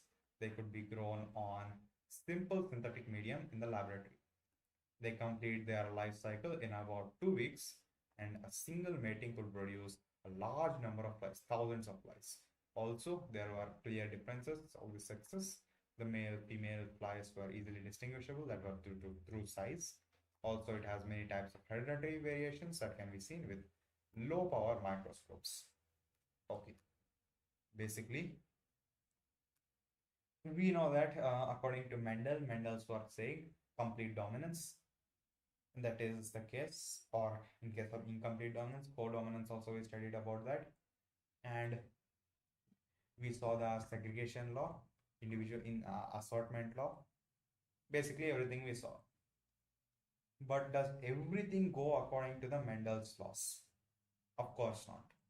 That isn't the case. That is not going to happen. At somewhere and some other places, there will be something that doesn't follow Mendel's laws. So in such a cases, what will scientists do? They can just scrap the whole Mendelian theory. That is also correct in some parts of the plants, in other kind of things, in some organisms, it is also correct. Mendel's is also correct. And the scientists could not scrap the entire theory or whatever they developed. So basically, when things are not working, they came up, they builded one more block already on the base. That is what we see here. That is what Thomas Hunt Morgan and his colleagues created here, that is linkage and recombination. Two new topics introduced here. Okay, basically, let's see the diagrams here first. When we see in case of Drosophila flies, which is the male and female, the female is XX chromosome will be there here. This is the XX chromosome and this is the XY chromosome. XX is female in the Drosophila. In humans also, XY is male. And in case of Drosophila, X chromosome carries genetic information, carry gene. Y doesn't carry what we require here, doesn't carry gene, what are required gene here. Now here if we see, this is an XX, so this is female here, this is an XY, so male here. And here, instead of taking capital and small letters, they took two characters here. One is yellow body, yellow body and brown body. Yellow body represented by Y and brown body represented by Y plus. Y plus is the dominant, brown body is the dominant, yellow body is the recessive. And one more trait is eye color. W and W plus. W plus is red eye color. W plus and Y plus are dominant. Red and brown body are dominant. Yellow and white are recessive. In case of this cross 1, in cross 1, they took pure lines here. The pure lines where there is a dominant type, we call it as the wild type. Here both are Y plus and W plus here. In this case, these highlighted or dark regions here we see, these are the location of the genes on the chromosome. These are the chromosome, X and Y chromosomes, and these are the location of the genes on the chromosomes. If we see, the distance between these genes is kind of less. This distance is the distance between the two genes, where the yellow and the body color and the eye color is very kind of less distance. And basically they cross these two, and in the F1 generation we will get the Y plus and W plus. This is the wild type because it is dominant type, because both if there are dominant traits, then of course it will be having recessive won't show, so it will be wild type, which is brown body and white color eye. Here in this case it is yellow and white, meaning like if it's a Y chromosome, it doesn't carry the information, and the X chromosome should come from the female side. So the female side, it will of course be only the recessive character, so it will for sure be yellow color and white. And when we do the F1 generation cross, we should get 4 types. One is the wild type, which is the first father's type, this grandfather's type, and here the grandmother's type. These are two kinds of like classifications, we can say, or types we can say. And here we see recombinant type. This is not similar to the parent, where one is Y plus and one is white. Basically here it is brown body and white-eyed individuals. That is a recombinant type. It is kind of formed. Okay, and one more is yellow bodied and red eye color. This is also recombinant type. In this case, if we see, the amount of the parental types here are 98.7%, and the recombinant types are 1.3%. The recombination is very less here. The recombination, where intermixing of these separate characters, is less. We know that like Mendel said, it is independent of each other, but here if we see, it is depending. and this recombinant type is very, very less in number compared to the parental type. This is the F2 generation here. This kind of process. There is also a recombinant types here. These are very less compared to these parental types. So for scientists to understand this, they didn't know why that happened. Now let's see the second cross B. Cross B, they took one more character. They didn't take the eye color this time. They took, wait, no, they took eye color. They took eye color. They didn't take body color. They took eye color, and they took miniature, basically. This is also one more character, miniature. They took these two characters. These highlighted regions are the location of the genes on the chromosome, location here, kind of far apart. And this is the wild type with W plus and M plus, and recessive female. When we did a cross here, we will get a recessive male. This of course happens all the time. And this is the wild type female. Now let's see the F2 generation cross. These are the parental types. These are the parental types. Recombination is around, parental type is around 62%. Now let's see the recombinant types. Recombinant types, if we see, these are the recombinant types, these ones. These ones. If we see recombination rate here, it is 37.2%. How is that possible? Here, if it is recombinant type is 1.3%, but here recombination type is, circles look bad, let's delete them. Erase them basically. Here, in the cross A, the recombination types are only 1.3%, but in the cross B, the recombination type increased from 1.3% to 37.2%. How is that possible? The scientist tried to, that is why this is not following the Mendel's laws completely. So they defined one more concept here, that is linkage and recombination. Why this is happening? As I was stressing here, that these are the location of the genes on the chromosome. That is the yellow body and the white eye color genes. Very, very close.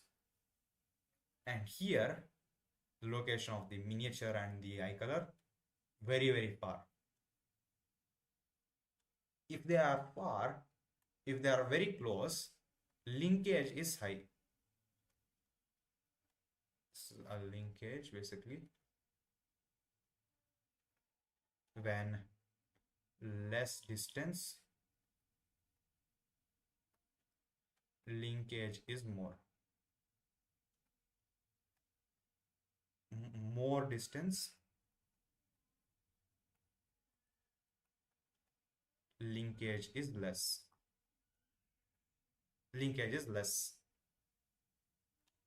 That is the case. Then that is happening means, like, why this recombination is less here in this case is because more bonding between, more linkage between, this is not chemical bonding, this is just a concept.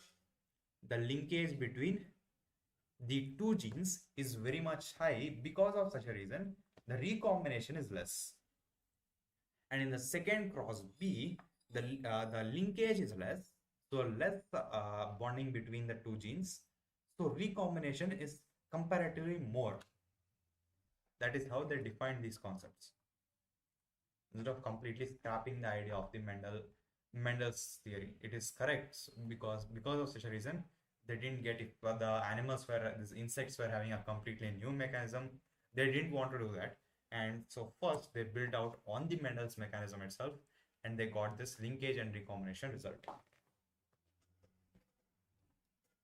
Morgan carried out several dihybrid processes in Drosophila to study genes that are sex-linked, because he should specifically X and Y chromosomes, these sex-linked genes, because he can observe them in male and female.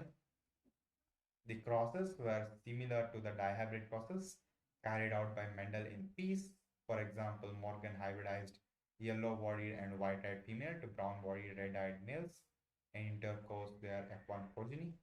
I will stop highlighting unless there is a important point. He observed that the two genes did not segregate. Actually, let's highlight anyways. He observed that two genes did not segregate independently of each other. That is the law of independent assortment. It did not follow. And F2 ratio deviated from very significantly from 9 is to 3 is to 3 is to 1. Ratio expected when two genes are independent. Morgan and his group knew that the genes were located on the X chromosome and saw quickly that when the two genes in a dihybrid cross were situated on the same chromosome, the proportion of parental gene combination was much higher than the non-parental type. Morgan attributed this to the physical association or linkage of the two genes and coined the term as linkage to describe this physical association of genes on a chromosome, and the term recombination to describe the generation of non-parental gene combination types. Morgan and his group also found that when genes were grouped on the same chromosome, some genes were very tightly linked, showed very low recombination, and while others were loosely linked, showed higher recombination. For example, he found that genes white and yellow were tightly linked and showed only 1.3% recombination, while white and miniature wing showed 37.2% recombination. His student, and this much is whatever I explained in seeing the diagram. And next, his student, Thomas Hunt Morgan's student, Alfred Sturtevant, used the frequency of recombination between the gene pairs on the same chromosome as a measure of the distance between gene and mapped their position on the chromosome. Basically, frequency of like the amount of recombination, how much recombinant types and parental types he observed between the gene pairs on the same chromosome, and through this he calculated the distance between the genes. He calculated the distance between the genes, and he assigned positions for genes in the chromosomes. Like if this a chromosome that looks like a potato, that is not a chromosome.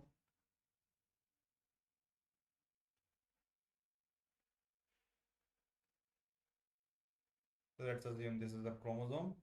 In this chromosome, based on frequency of recombination, he marked that this position and the distance between the genes is this much, and he marked these regions to be the gene's position.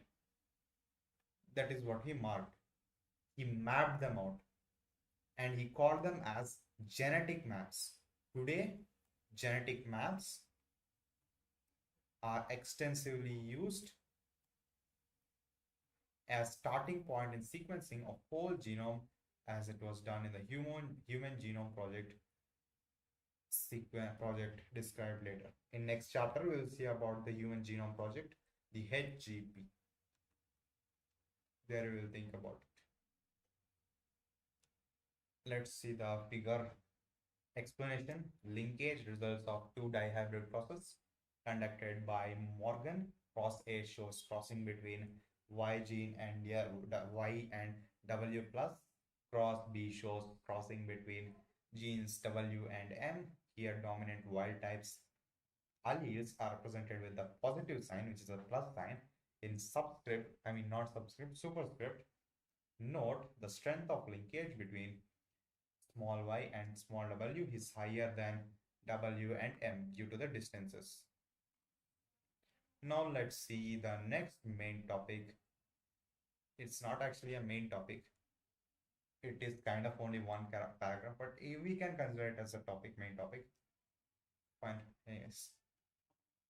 Polygenic inheritance. Mendel's studies mainly describe those traits that have distinct alternative forms, such as flower color, which can either be purple or white. But if you look around you, you will find that there are many traits which are not so distinct in occurrence and are spread across the gradient. For example, in humans, we don't just have tall or short people as two distinct alternatives, but a whole range of possible heights. Basically, Mendel's study showed that, like in Mendel's said that there can only be two contrasting traits where it can either be tall or in the pea plants it can either be tall or it can be dwarf. That is what he said. But in normally, if we see in human beings, if we see like example, we see in case of height or skin color, if we see, we don't see completely tall 6 feet people and completely short 3 feet people. We see many kinds of height. We see 4 feet, 5 feet, 5.5 feet, 5.5 feet, 4 inches, 5'6", 5'8", 5'9", many kinds of heights. And in skin color as well, we see many kinds of skin colors. Not only completely dark or completely fair, we see many kinds of shades, many kinds of skin colors basically. That is what they're saying here. Such traits are this kind of traits here as well. They did not completely dump the Mendel's concept and built on the Mendel's concept. How they built is such traits are generally controlled by 3 or more genes and are thus called as polygenic traits. Basically, when a single character is controlled by many genes, single character controlled by many genes is called as polygenic inheritance.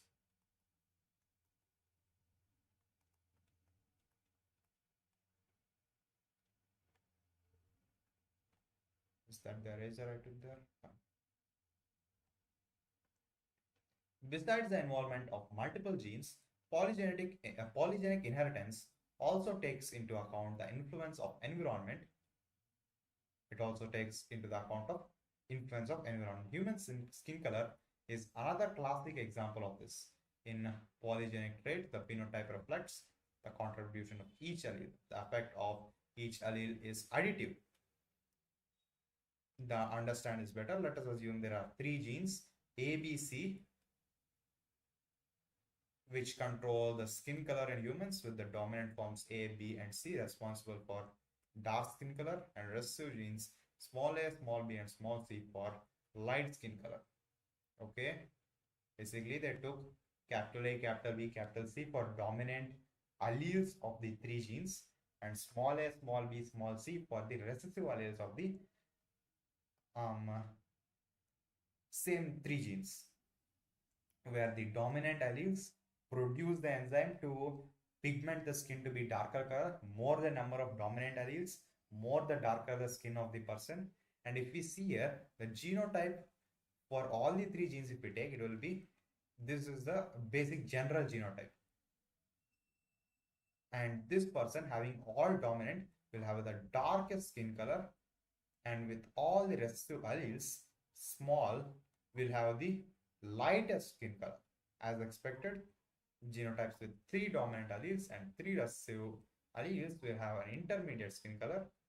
In this manner, the number of each type of alleles in the genotype would determine darkness or lightness of the skin in an individual. Now, the next topic is pleiotropy. We have so far seen the effect of a gene on a single phenotype or trait. Okay.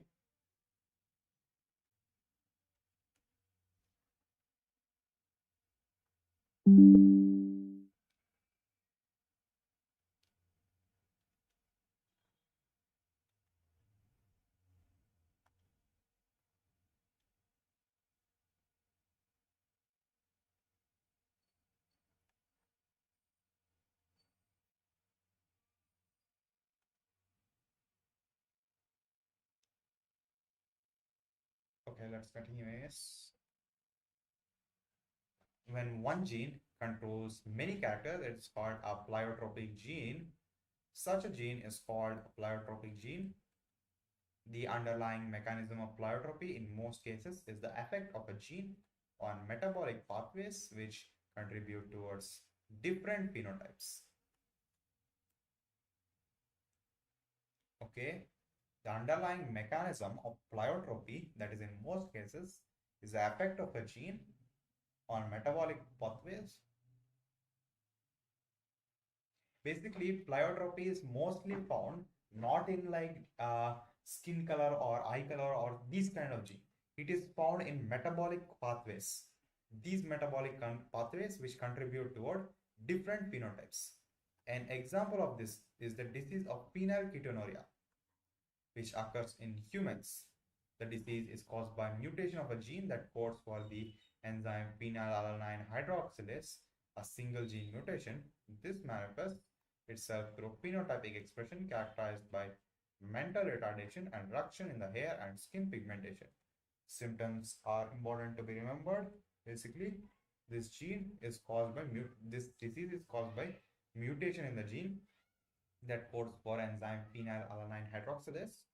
This manifests itself through phenotypic expression. This is characterized, the symptoms are mental retardation and reduction in hair and skin pigmentation. The next main topic is sex determination. The mechanism of sex determination has always been a puzzle before geneticists. The initial clue about the genetic chromosomal mechanism of sex determination can be traced back to some of the experiments carried out in insects. In fact, the cytological observations made in a number of insects led to the development of the concept of genetic chromosomal basis of sex determination. Basically, this sex determination was the genetics basically didn't understand much about this, and the initial clue of this sex determination uh, was basically first seen in experiments that were carried out, that is in insects. In fact, like the cytological cell observation made in a number of insects, they observed the cell division, and this led to the development of the concept of genetic chromosomal basis of sex determination. And observing many insects, they did the concept of genetic chromosomal basis of sex determination. Henking, 1891, could trace a specific nuclear structure all through spermatogenesis in few insects. And it was also observed by him in 50% of sperm received this structure after spermatogenesis, whereas the other 50% did not receive it. Hence, Henking gave it a name, the X body. He could not explain its significance. Basically, Henking, when he was observing the spermatogenesis in a few insects, he saw that in the male insects where there was spermatogenesis was happening, 50% of the sperm had a X body, which is an X-shaped chromosome present in them, but 50% did not have this X body. But he did not know what this X body's significance was. The conclusion that X body of Henking was in fact a chromosome, and that it was given the name of X chromosome. We also observed that in a large number of insects, the mechanism of sex determination is the X0 type, that is, all X bear an additional X chromosome besides the other chromosomes. On the other hand, some of these sperms bear X chromosome where some do not. Basically, it can either be XX and XY in case of Drosophila, or it can be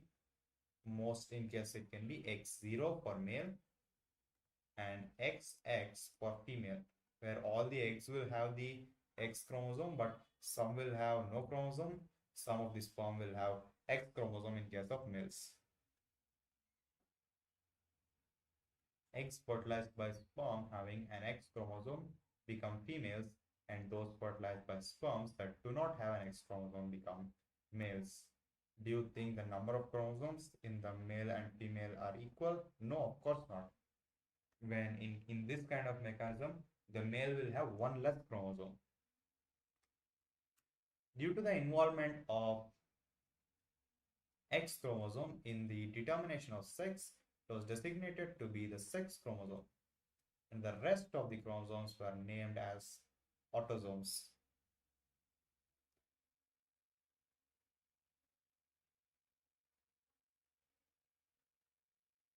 Okay, And these X chromosomes were named as sex chromosome, and the rest were named as the autosomes. Grasshopper, an example of the XO type of sex determination, in which males have only one X chromosome besides the autosome, whereas the female have a pair of X chromosomes.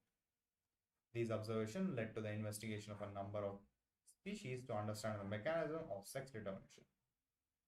Here we will see the diagram first.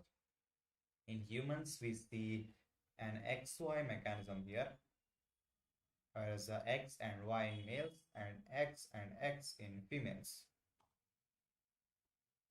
This is in case of Drosophila, it is X and Y same as that. X and Y is male and X is female. Same in case of birds. Actually, it's not same in case of birds. In case of birds, there are two sex chromosomes of Z and Y. Z and Y, where ZZ is male and Z and Y, W, not Y, Z and W is female. This is kind of opposite. The male. In a number of other insects and mammals, including man, XY type of sex determination is seen both males, female having same number of chromosomes. Among the males, an X chromosome is present, but its counterpart is distinctively smaller. That is called the Y chromosome. Females, however, have a pair of X chromosomes. Both males and females bear same number of autosomes. Hence, the males have autosomes plus XY, while females have autosomes plus XX. In humans and in Drosophila, melanogaster, the males have one X and one Y chromosome, whereas females have a pair of X chromosomes beside autosome. In the above description, you have studied about two types of sex determination, the XO and the XY types, but in both cases, male produce two different types of gametes, either with or without X chromosome, or same gametes with X chromosome and some with Y chromosome. Such types of sex determination mechanism is designated as example of the male heterogamy. Male heterogamity. In some other organism, example bird, a different kind of mechanism of sex determination is observed in case the total number of chromosomes is same, both males and female, but two different types of gametes in terms of sex determination. Sex chromosomes are produced, where here we see a condition of female heterogamy, where female have different chromosome. In order to have a distinction with the mechanism of sex determination described earlier, the two different sex chromosomes of female bird has been designated to Z and W chromosome. Basically, if why they didn't name them X and Y chromosomes here as well, where female will have XY and male will have XX, they didn't name that here because not because the chromosomes didn't look like X or anything like that. It is because to avoid confusion between the two mechanisms. Both are two different mechanisms where it is the male and the female heterogametes are seen. So they thought of using different kind of letters here. In these organisms, the females have one Z and one W chromosome, whereas males have a pair of Z chromosome besides the autosomes. Sex determination in humans. Sex determination in humans case is XY type. Out of 23 pairs of chromosomes present, 22 are exactly same in both males and females. These are the autosomes. Pair of X chromosomes are present in female, whereas the presence of X and Y chromosomes are determinant of the male characteristic. During spermatogenesis among males, two types of gametes are produced. 50% of the total sperm produced carry X chromosome and the rest of the 50% carry Y chromosome besides the autosome. Female, however, produce only one type of ovum with the X chromosome. There is an equal probability of fertilization. Ovum with sperm carrying X or Y chromosome. In case ovum fertilizes with sperm carrying X chromosome, zygote develops into a female XX, and the fertilization of ovum with the Y chromosome carrying sperm results in the male offspring. Thus, it is evident that it is the genetic makeup of the sperm that determines the sex of a child. It's also evident that in each pregnancy, there's also a 50% chance, always a 50% chance that either it is a male or female child. It is unfortunate that in our society, women are blamed for giving birth to female children or not have been and have been ostracized and ill-treated because of this false notion.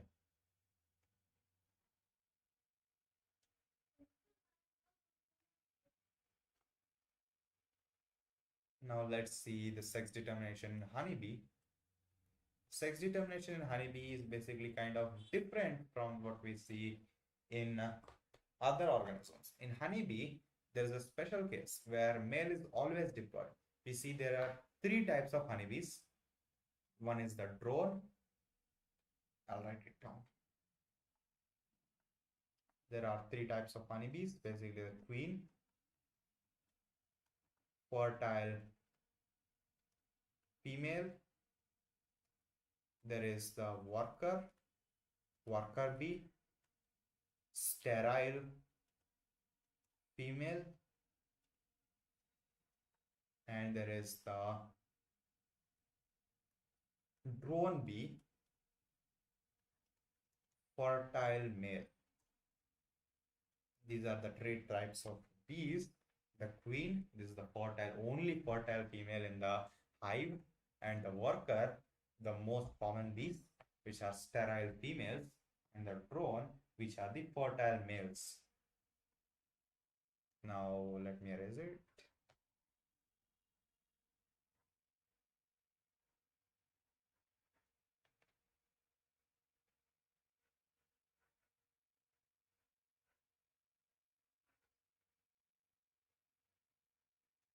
Okay. Basically, if we see drones, the male honeybees are always diploid. Males will always have, I mean, not diploid, always haploid. The number of chromosomes in a honeybee is 32, and in male it would always be 16 haploid. In female it will be 16 pairs, which is 32, but in male, in worker and queen, it will be 32. But in male, it is always 16. The drone bees will always have 16 chromosomes, not 16 pairs, but only 16 chromosomes, where the number is actually haploid. And this male will undergo mitosis, because if it undergoes meiosis, then it will actually become 8 chromosomes. The gametes will become 8 chromosomes. That should not happen. So such a case, male will undergo mitosis for gamete formation, which is actually not seen anywhere else. Actually, it could be seen as other organism, but in this chapter, this is the first time where we are seeing mitosis giving rise to gametes. Actually, the male gametes is formed through mitosis, where it will have 16 chromosomes, and this will merge with the female, where female have 32. So they will undergo meiosis. The queen will undergo meiosis to produce haploid gametes. This will fuse. When this fuses, it will give rise to a female. Because female is haploid, it may give rise to a female honeybee, worker bee, or the queen.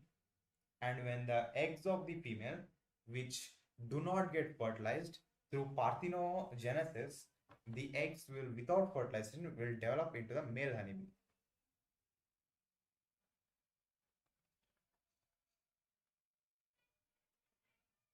The sex determination in a honeybee is based on the number of sets of chromosomes an individual receives. An offspring formed from the union of a sperm and eggs develops as a female, queen or worker, and unfertilized egg develops as a male drone by means of parthenogenesis. This means that males have half the number of chromosomes than that of female. The females are diploid, having 32 chromosomes, and males are haploid, having 16 chromosomes. This is called as haploid diploid sex determination system and has special characteristic features such as the males produce sperms by mitosis. They do not have the father and thus cannot have sons, but have a grandfather and can have grandsons. Basically, male drones can only be formed through a queen, without a father, but queens are having a father. So the queen's sons, which are the male drones, will have a grandfather but not a father. Okay. How is the segregation mechanism different in birds? Is sperm or the egg responsible for the sex of the chicks? Actually, in case of chicks, because it is female heterogamy, the egg is responsible for the sex determination. So, egg is responsible for the sex determination in case of chicks. Now, let's see one of the next main topics, that is mutation. Mutation is a phenomenon which results in alteration of DNA sequences and consequently results in the changes of the genotype and the phenotype of an organism. In addition to recombination, mutation is another phenomenon that leads to variation in DNA. As you will learn in chapter 5, one DNA helix runs continuously from another end to the other end in each chromatid in highly supercoiled form. Therefore, loss, deletions, or gain, insertion, duplication of a segment of DNA results in alteration in chromosome. Basically, they're saying that the changing in the DNA sequence will lead to something called as mutation when the DNA is in supercoiled state. If you know, a cell is a very, very microscopic level, and each cell contains 2-meter long DNA. And to sustain or contain this DNA in a structure smaller than the cell, the nucleus, there needs to be tightly wounded together. In such a case, supercoiled, basically they call it here, in times such as that, there might be loss, insertion, deletion of some of the DNA sequences. This is what will lead to mutation. Since these genes are known to be located on chromosomes, alteration in chromosome results in abnormalities or aberrations. Basically, since genes are known to be located in the chromosome, alteration in chromosomes results in abnormalities or aberrations. Chromosomal aberrations are commonly observed in cancer cells. In addition to the above, mutation also arises due to change in a single base pair of DNA. This is known as point mutation.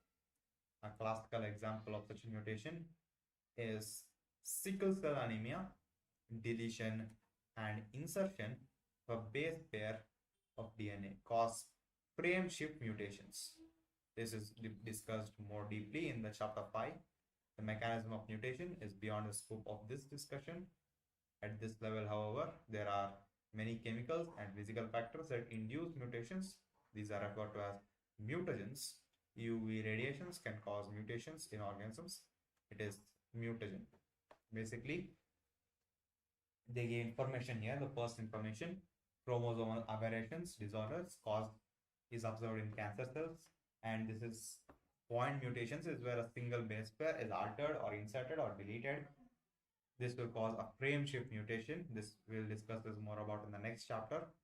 And they are saying there are the mutation inducers are referred to as mutagens, and this can be organisms, UV light, chemicals, physical factors, and something else as well. Now let's see the next main topic, that is the last topic, I believe. Yes, last topic, genetic disorders. Let's see the first topic, the first subtopic under the genetic disorder is pedigree analysis. Let's see the pedigree analysis is basically like the family tree. And before understanding the family tree, let's see a symbol used in the human pedigree analysis. Basically, a square is male, a square is a male, a circle is a female, a rhombus is a person where the sex is not known, sex is unspecified. They do not give if the person is actually a male. In the family tree, there are people, as it's a record, there might be some unspecified people here where they do not know if they do know that such a person existed, but they do not know if it's a male or a female. And red color are affected individuals. This is where a single line is represented, it is mating. And when double line is there, it is mating between individuals. It's called as consanguineous mating, mating between relatives. And parents with male child affected with disease. This is male child affected with disease. And 5, a number here with unspecified. Here they give 5, meaning unspecified. 5 children are unaffected offspring. Okay, let's see. The idea that disorders are inherited has been prevailing in the human society since long. This was based on the heritability of certain characters, features in families. After the rediscovery of Mendel's work, the practice of analyzing inheritance pattern of traits in human beings began. The idea that disorders are inherited has been prevailing in human society since very long ago. Like how sexual, in the first page itself is that sexual reproduction leads to variation. This topic since 8000 to 1000 during those times also people knew. And just the same way, inheriting of diseases also is known. It's kind of, they didn't know the mechanism and all, they just knew it works. Since it is evident that control crosses that can be performed in flea plant or some other organisms are possible in case of human beings. Study of family history about inheritance of a particular trait provides an alternative. Basically, after rediscovery of Mendel's work, the practice of analyzing inheritance patterns of traits in human beings began. But since, like pea plants, we can't cross human beings. That is not ethical, and in due to such a case, analysis of the pedigree chart started. This became family history, the pedigree analysis, analyzing the traits in the running in the whole family. Such an analysis in several generations of a family is called the pedigree analysis. In the pedigree analysis, the inheritance of a particular trait is represented in a family tree over generations. In human genetics, pedigree study provides a strong tool which is utilized in trace and inheritance of a specific trait, abnormal or disease. Some of the important traits or trait symbols used in the pedigree analysis have been shown here.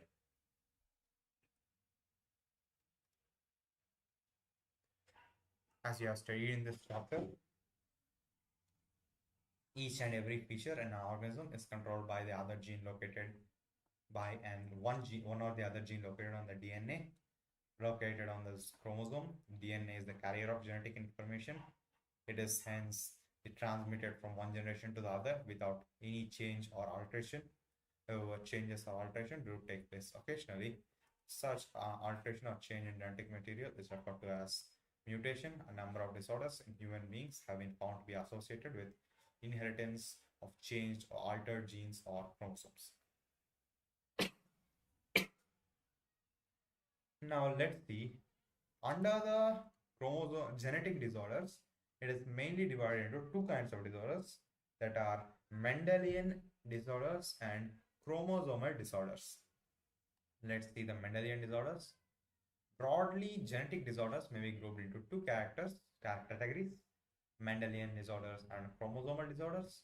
Mendelian disorders are mainly determined by alteration or mutation in a single gene. These disorders are transmitted to the offspring of the same lines. They are studied in the principle of inheritance.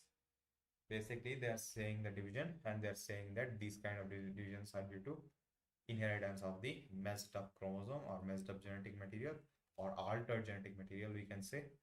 The pattern of inheritance of such Mendelian disorders can be traced in a family by the pedigree analysis. Most common and prevalent Mendelian disorders are hemophilia, The hemophilia is basically not clotting of blood, lacking of clotting factor in the blood. Basically, if you have a cut, the blood will continues to flow out and there is no clotting factor induced. There is another is cystic fibrosis, sickle cell anemia, where the blood cells will become from biconcave round shaped to sickle-like shaped or like spindle shaped. Then there is color blindness, and we saw about phenylketonuria, thalassemia, etc. Thalassemia is also a blood cell related disorder.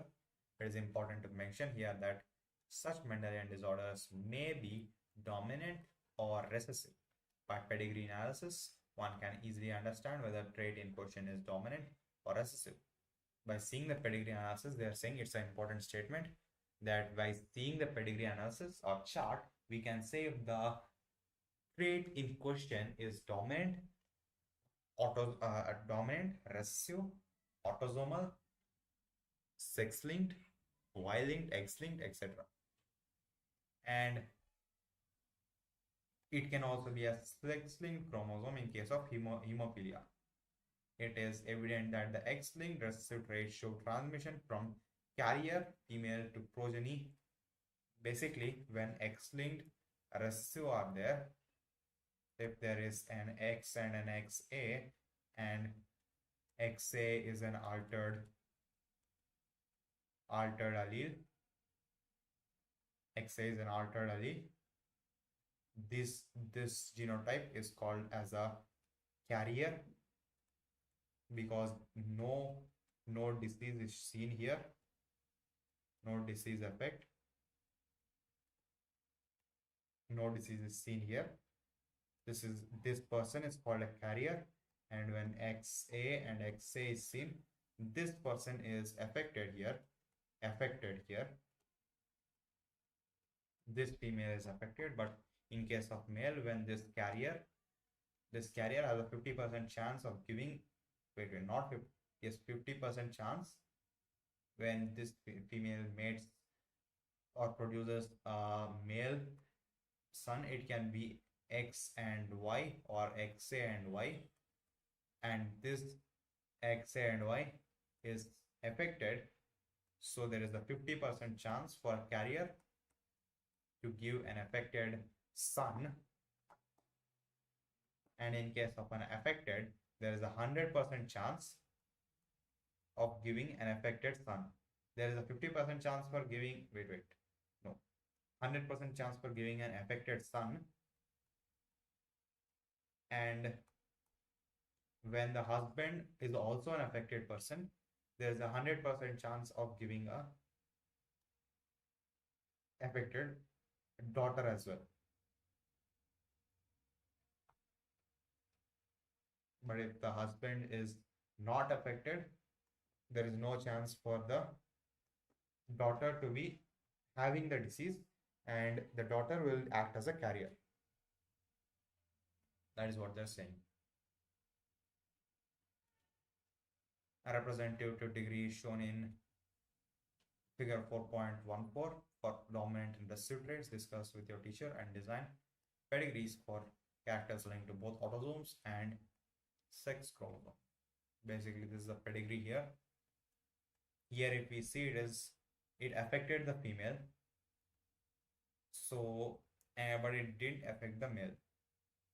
Okay, it affected the male here, but it didn't affect all the males.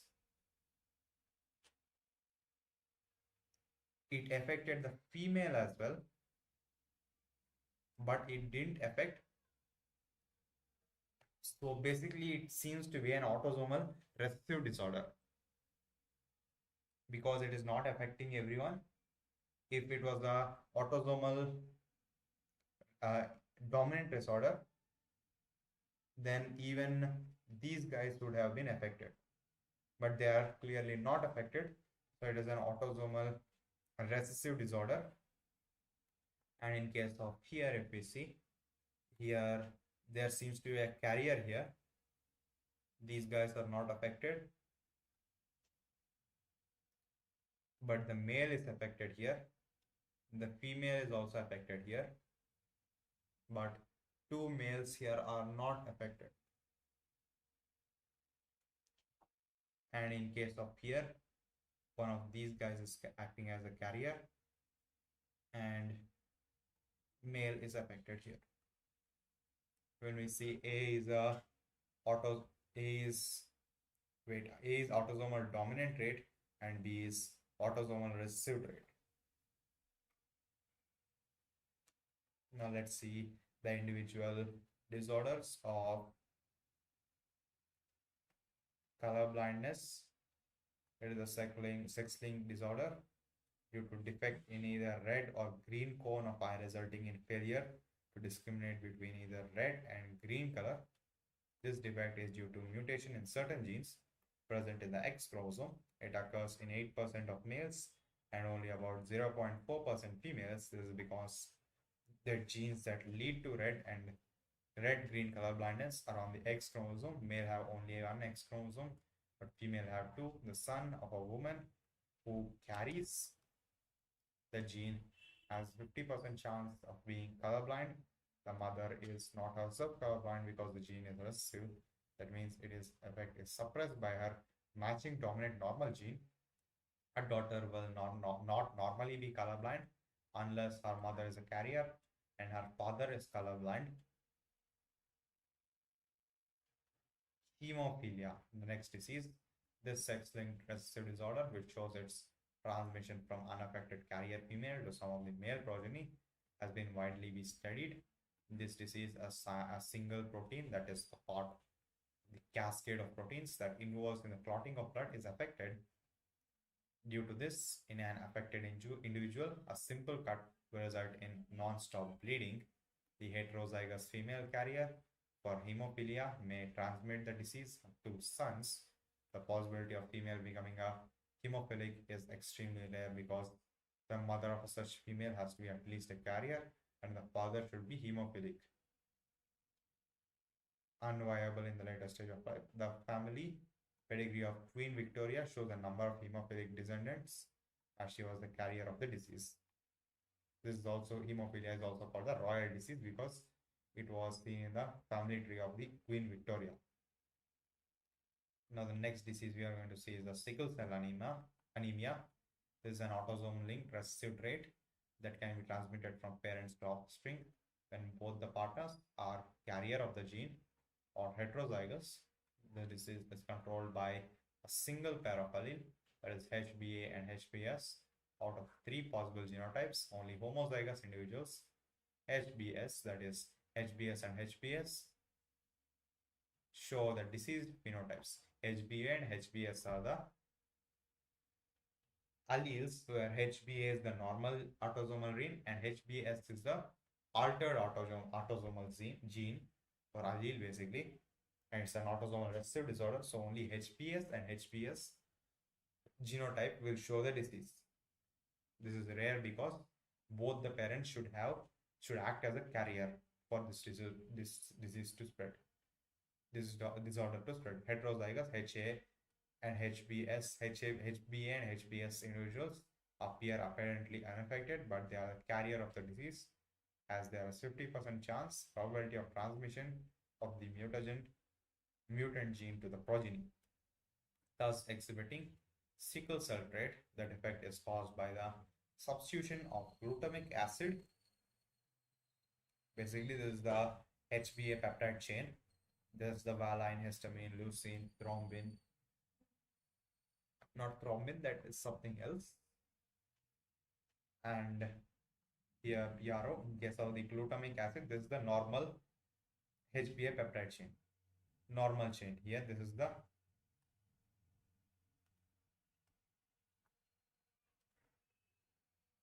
is the normal chain. This is the glutamic acid, but in case of the affected HBS peptide, in place of the glutamic acid, valine is introduced. In such a case, the normal looking blood cells will turn into sickle-like blood cells.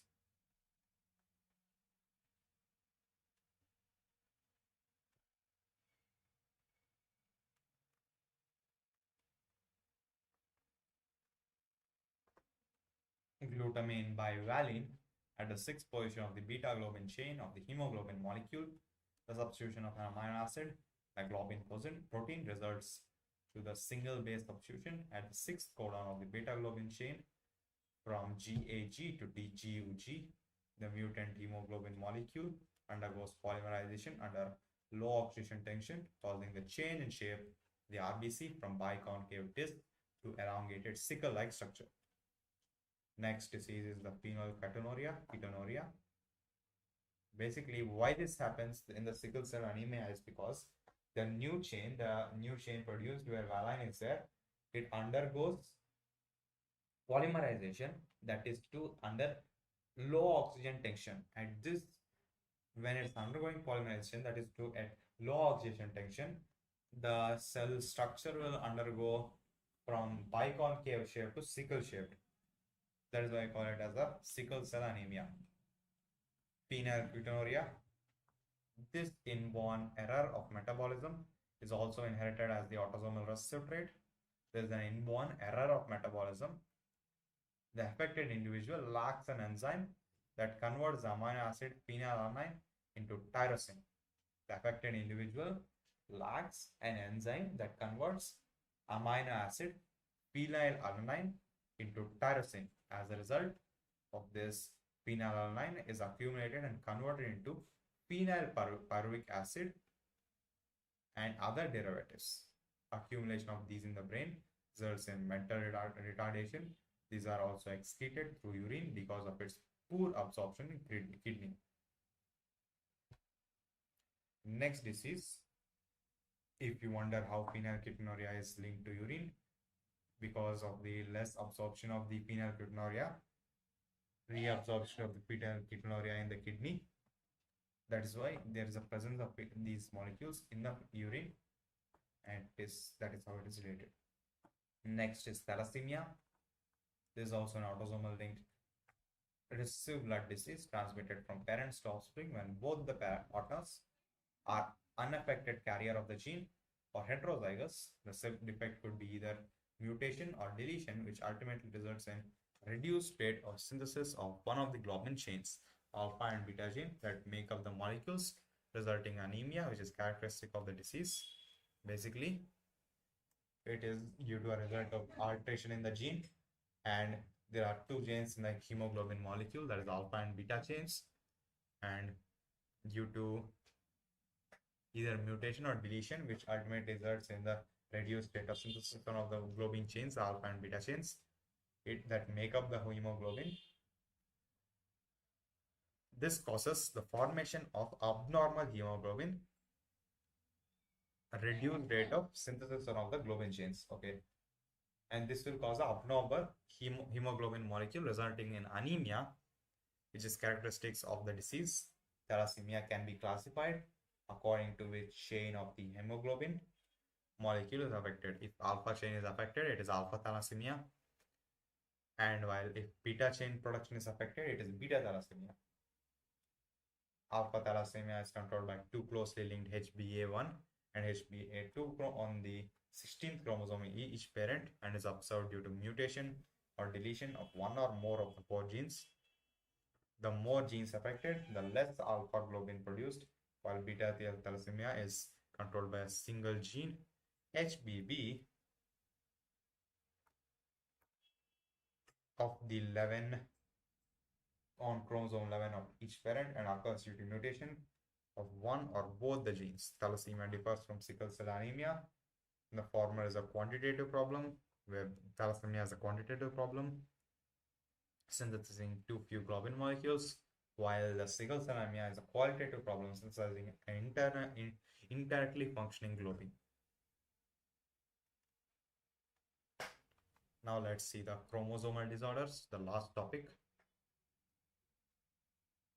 Chromosomal disorders are, on the other hand, caused due to excess or abnormal arrangements of one or more chromosomes. Failure of segregation of chromatids during cell division cycle result in gain or loss of chromosome, called as aneuploidy. The less or more number of chromosomes is called as aneuploidy. For examples, is Down syndrome results in gain of extra chromosome of extra copy of chromosome 21. Similarly, Turner syndrome results in loss of an X chromosome in human females. Basically, Down syndrome is basically 21 AAA, which is 21 chromosome, is Down syndrome.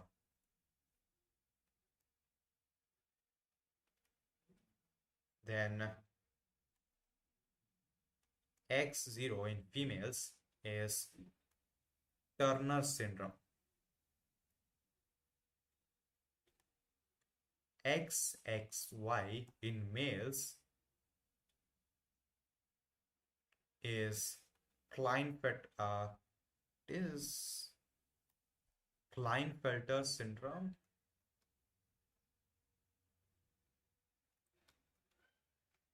Yes.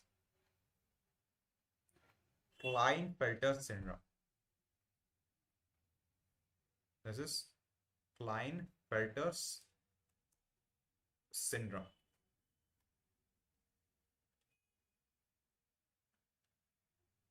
Turner syndrome results in loss of an X chromosome in the human's females. Failure of cytokinesis after telophase of cell division results in an increase in a whole set of chromosomes in organism, and this phenomenon is known as polyploidy. This condition is often seen in plants. The total number of chromosomes in a normal human cell is 46, 26, 23 pairs. Out of these, 22 pairs are autosomes and 1 pair of chromosomes are 6 chromosomes. Sometimes, though rarely, either an additional copy of chromosome may be included in an individual, or an individual may lack any one of the pair of chromosome. This results in situation known as trisomy, monosomy of a chromosome respectively. Such a situation leads to very serious consequences in the individual. Down syndrome, Turner syndrome, Klinefelter syndrome are common examples of chromosomal disorders. This is not genetically passed down. This is due to problem in cell division time. A representative showing an individual with a Down syndrome corresponding chromosome is seen. Here if we see 21 chromosome number 21. If we see there are 1, 2 and 3 chromosomes here. In such a case, it leads to Down syndrome, where it is a broad flat face, big and wrinkled tongue, a congenital heart disease, a flat back on the head, many loops on fingertips, a palm crease. And in case of Down syndrome, that like we are seeing in the symptom segment, the cause of this is genetic disorder is the presence of an additional copy of the chromosome number 21, trisomy of 21. The disorder was first described by Langdon Down in 1866. The affected individual is short-statured with small round head, furrowed tongue, and partially opened mouth. Palm is broad with characteristic palm crease. Physical, psychomotor, and mental development is retarded, is less. And Klinefelter syndrome, this genetic disorder is also caused due to the presence of an additional copy of X chromosome, resulting in a karyotype of 47 chromosomes, which is XXY. Such an individual has an overall masculine development. However, the feminine development of the breast, gynecomastia, is also expressed. Such individuals are sterile. This is the individual, tall stature, feminine character, breast development here, and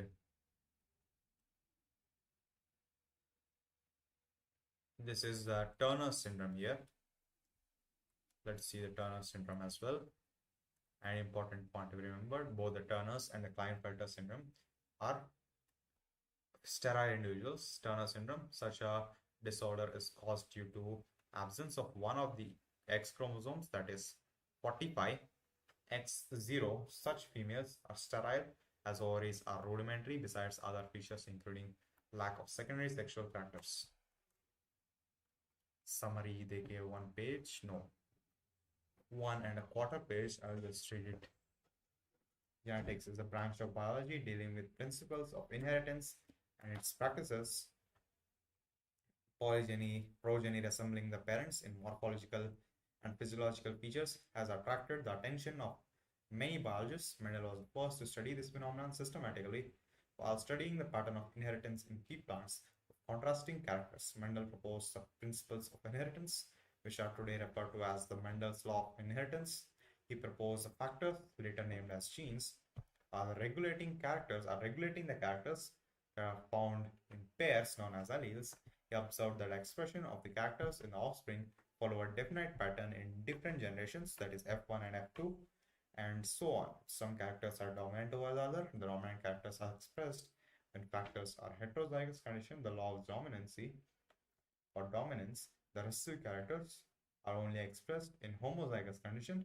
The characters never blend in heterozygous condition. A recessive character that was not expressed in heterozygous condition may be expressed again when it becomes homozygous. Hence, characters segregate while formation of gametes. Law of segregation. Not all characters show true dominance. Some characters show incomplete, show codominance. When Mendel studied that inheritance of two chromosome characters together, it was found that the factors independently assort, combine in all permutations and combination. This is the law of independent assortment. Different combinations of gametes are theoretically represented in a square tabular form known as Punnett square. The factors known as the gene on chromosome regulating the characters are called the genotype, and the physical expression of the characters is called as the phenotype. After knowing the gene are located on the chromosomes, a good correlation was drawn between Mendel's law, segregation, and assortment of chromosome during meiosis. The Mendel's laws were extended in the form of chromosomal theory of inheritance. Later, it was found that Mendel's law of independent assortment does not hold true for genes that were located in the same chromosomes. These genes were called linked genes. Closely located genes assorted together and distantly located. These are extra points here. Actually, this kind of description was not given under the Thomas Morgan chromosomal theory of inheritance. There it was not given. These are all more explanation of the points given here. Strong Mendel law, segregation of assortment. The Mendel's laws were extended in the form of chromosomal theory of inheritance. Later, it was found that Mendel's law of independent assortment does not hold true for the genes that were located on the chromosomes. These genes were called as linked genes. Closely located genes assorted together and distantly located genes due to recombination assorted independently. Linkage maps therefore corresponding to arrangement of genes on the chromosome. Important points to be remembered. Many genes were linked to sexes also and called as the sex-linked genes. The two sexes, male and female, were found to have a set of chromosomes which are common, another set which were different. The chromosomes which were different in the two sexes were then named as sex chromosomes. The remaining set was named as the autosomes. In humans, a normal female has 22 pairs of autosomes and a pair of sex chromosomes. A male has 22 pairs of autosomes and a pair of sex chromosomes XY. In chicken, sex chromosome in male are ZZ and female are ZW. And in humans, we see male heterogamy. In birds, we see female heterogamy. Mutation is defined as a change in genetic material. A point mutation is a change of single base pair in the DNA. Point to be remembered, a point mutation is a change in single base pair of the DNA. Sickle cell anemia is caused due to the change in one base in gene coding for the beta gene. Hemoglobin inheritable mutations can be studied by generating a pedigree of the family. Some mutations involve changes in the whole set of chromosome polyploidy or changes in a subset of chromosome number aneuploidy. This helps in understanding the mutual basis of genetic disorders. Down syndrome is due to trisomy of chromosome 21, where there is an extra copy of chromosome 21 and consequently the total number of chromosomes becoming 47. In Turner syndrome, one chromosome is missing and the sex chromosome is XO. And Klinefelter syndrome, the condition is xy, there can be easily studied by analysis of these can be easily studied by analysis of the karyotypes, basically the nucleus types. With this we have completed the first revision of principles of inheritance and variation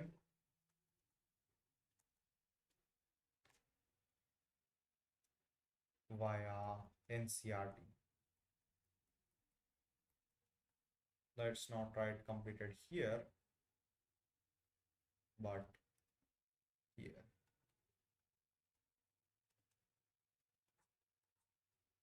See you in my next videos. Good night.